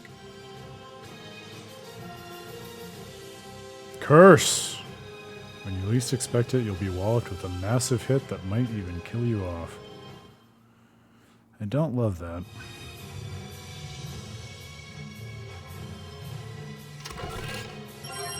Ooh, an arcane bottle. I do love that.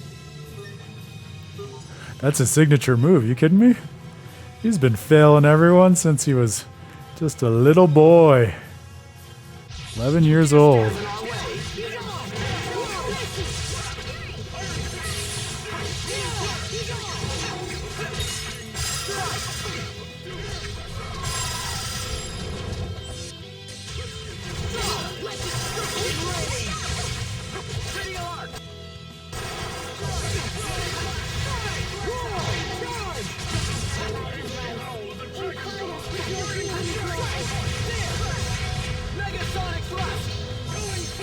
Oh, that is indeed a pretty bonkers art.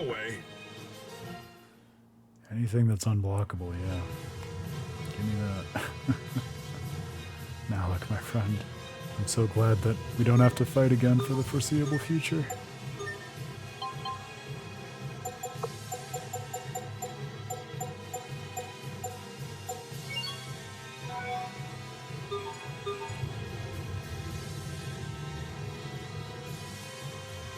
Hey, there it is. All right. See, it's also the gross kind of dungeon that draws me in, and just this is probably why I remember playing it late at night, because it's just so.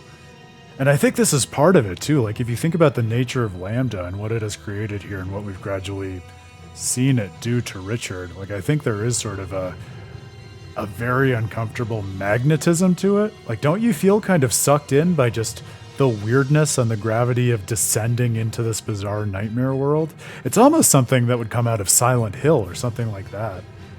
I just feel enticed to keep going in spite of myself. But we will respect our time this evening as much as anything, because I need to get back to that writing sample. May I have a word?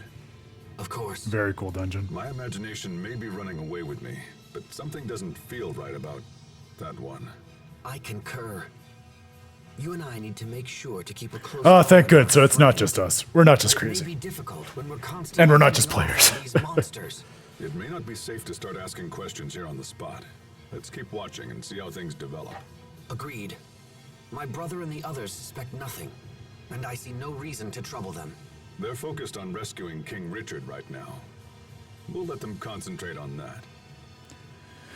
That strikes me as a fair-minded explanation from Malik to kick back to what I was saying about, Asbel seems kind of naive, or like he's not really paying attention. But one thing that we've also been returning to again and again over the last few streams is that part of what makes Tales of Graces pretty tight and simple is that it really is oriented around save Sophie, save Richard, save the people who matter to you, and figure out what it takes, right? So it's interesting to suggest that maybe that would leave certain things outside of one's focus. Yeah, we'll check out the wonderful discovery point, and then we'll wrap things up.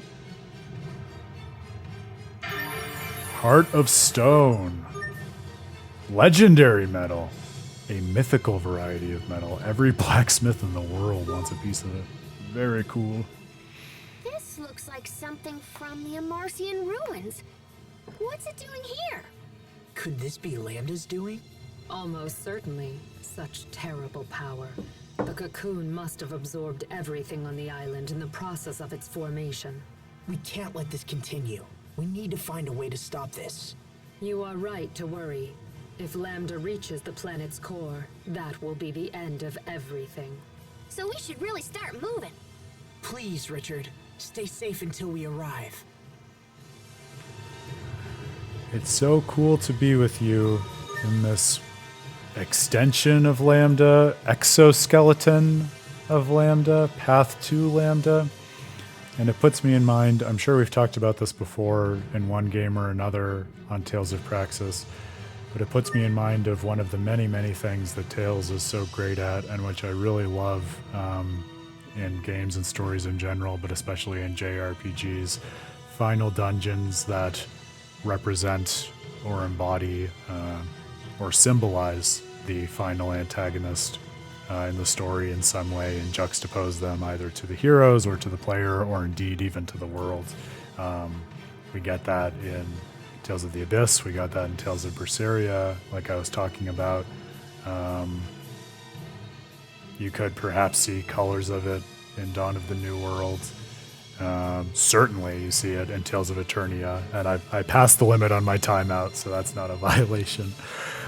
So I'm excited to continue plowing through this on Wednesday and see where we get to, but also, as much as anything, a perfect moment in the story for doing character study along with dungeon crawling, and seeing as we work through these trials and go through the time-honored tradition, as you were saying, Grail, of surely getting lost along the way, but that's part of the fun, that's part of the content. Seeing what are our struggles and what are the experiences that we're having and the obstacles we're facing in this particular representation of Lambda, telling us about Lambda. We made progress, my friends. Oh, and we even found a metal that could really kit out Asbel, so everything is looking up. we will check that out for sure. Maybe it'll be good to start the stream on Wednesday by making a trip back to the ship. We journeyed through a whole other world that was much larger than I recalled, and was also a pretty interesting kind of layered experience of exploration and explanation. So oftentimes, I feel like JRPGs kick it to something like we saw in the Archive of Wisdom, where there are these fixed points that transmit aspects of history of the world to you. So to have that blown up to an entire other world that you actually have to do a decent amount of navigation over and spend time in order to uncover and understand that history, another pretty interesting nuance in Tales of Graces, I feel. And now, from that explanation directly into what feels a hell of a lot like Endgame, also an interesting way of playing with pacing and pushing us to a confrontation perhaps more quickly than we might be comfortable with. I remember getting that sense of whiplash back in the day, and now that we've spent so much time thinking about pacing in this playthrough, I'm excited to see whether we can unwind some meaning and insights in terms of why it might be that the game thrust us thus and so into this. I imagine we'll have some thoughts on that too. It's going to be a great week, my friends. Looking forward to some new old blood on the stream Friday and beyond. So you look forward to that as well. But it'll still be just you and I on this Wednesday, working through Lambda's Cocoon. We'll be back at the same time. Yes, Pottery, Grail, Chrissy, Dan, when you showed up. I'll be seeing you soon in person too. But yeah, such a pleasure. What a great way to start the week. I hope you have a great evening. I hope you have a great Tuesday. It's going to be a hell of a week here and with a Terrible Fates little corner of the world and gaming ecosystem. So don't miss it. Check out the podcast tomorrow, especially Praxis gamers. There'll be something for you. So look forward to that. And we'll be back 7 p.m. Eastern on Wednesday. Don't miss it. Such a pleasure. I'm Aaron Suduko, founder of With a Terrible Fate. I'll see you next time. Cheers, my friends.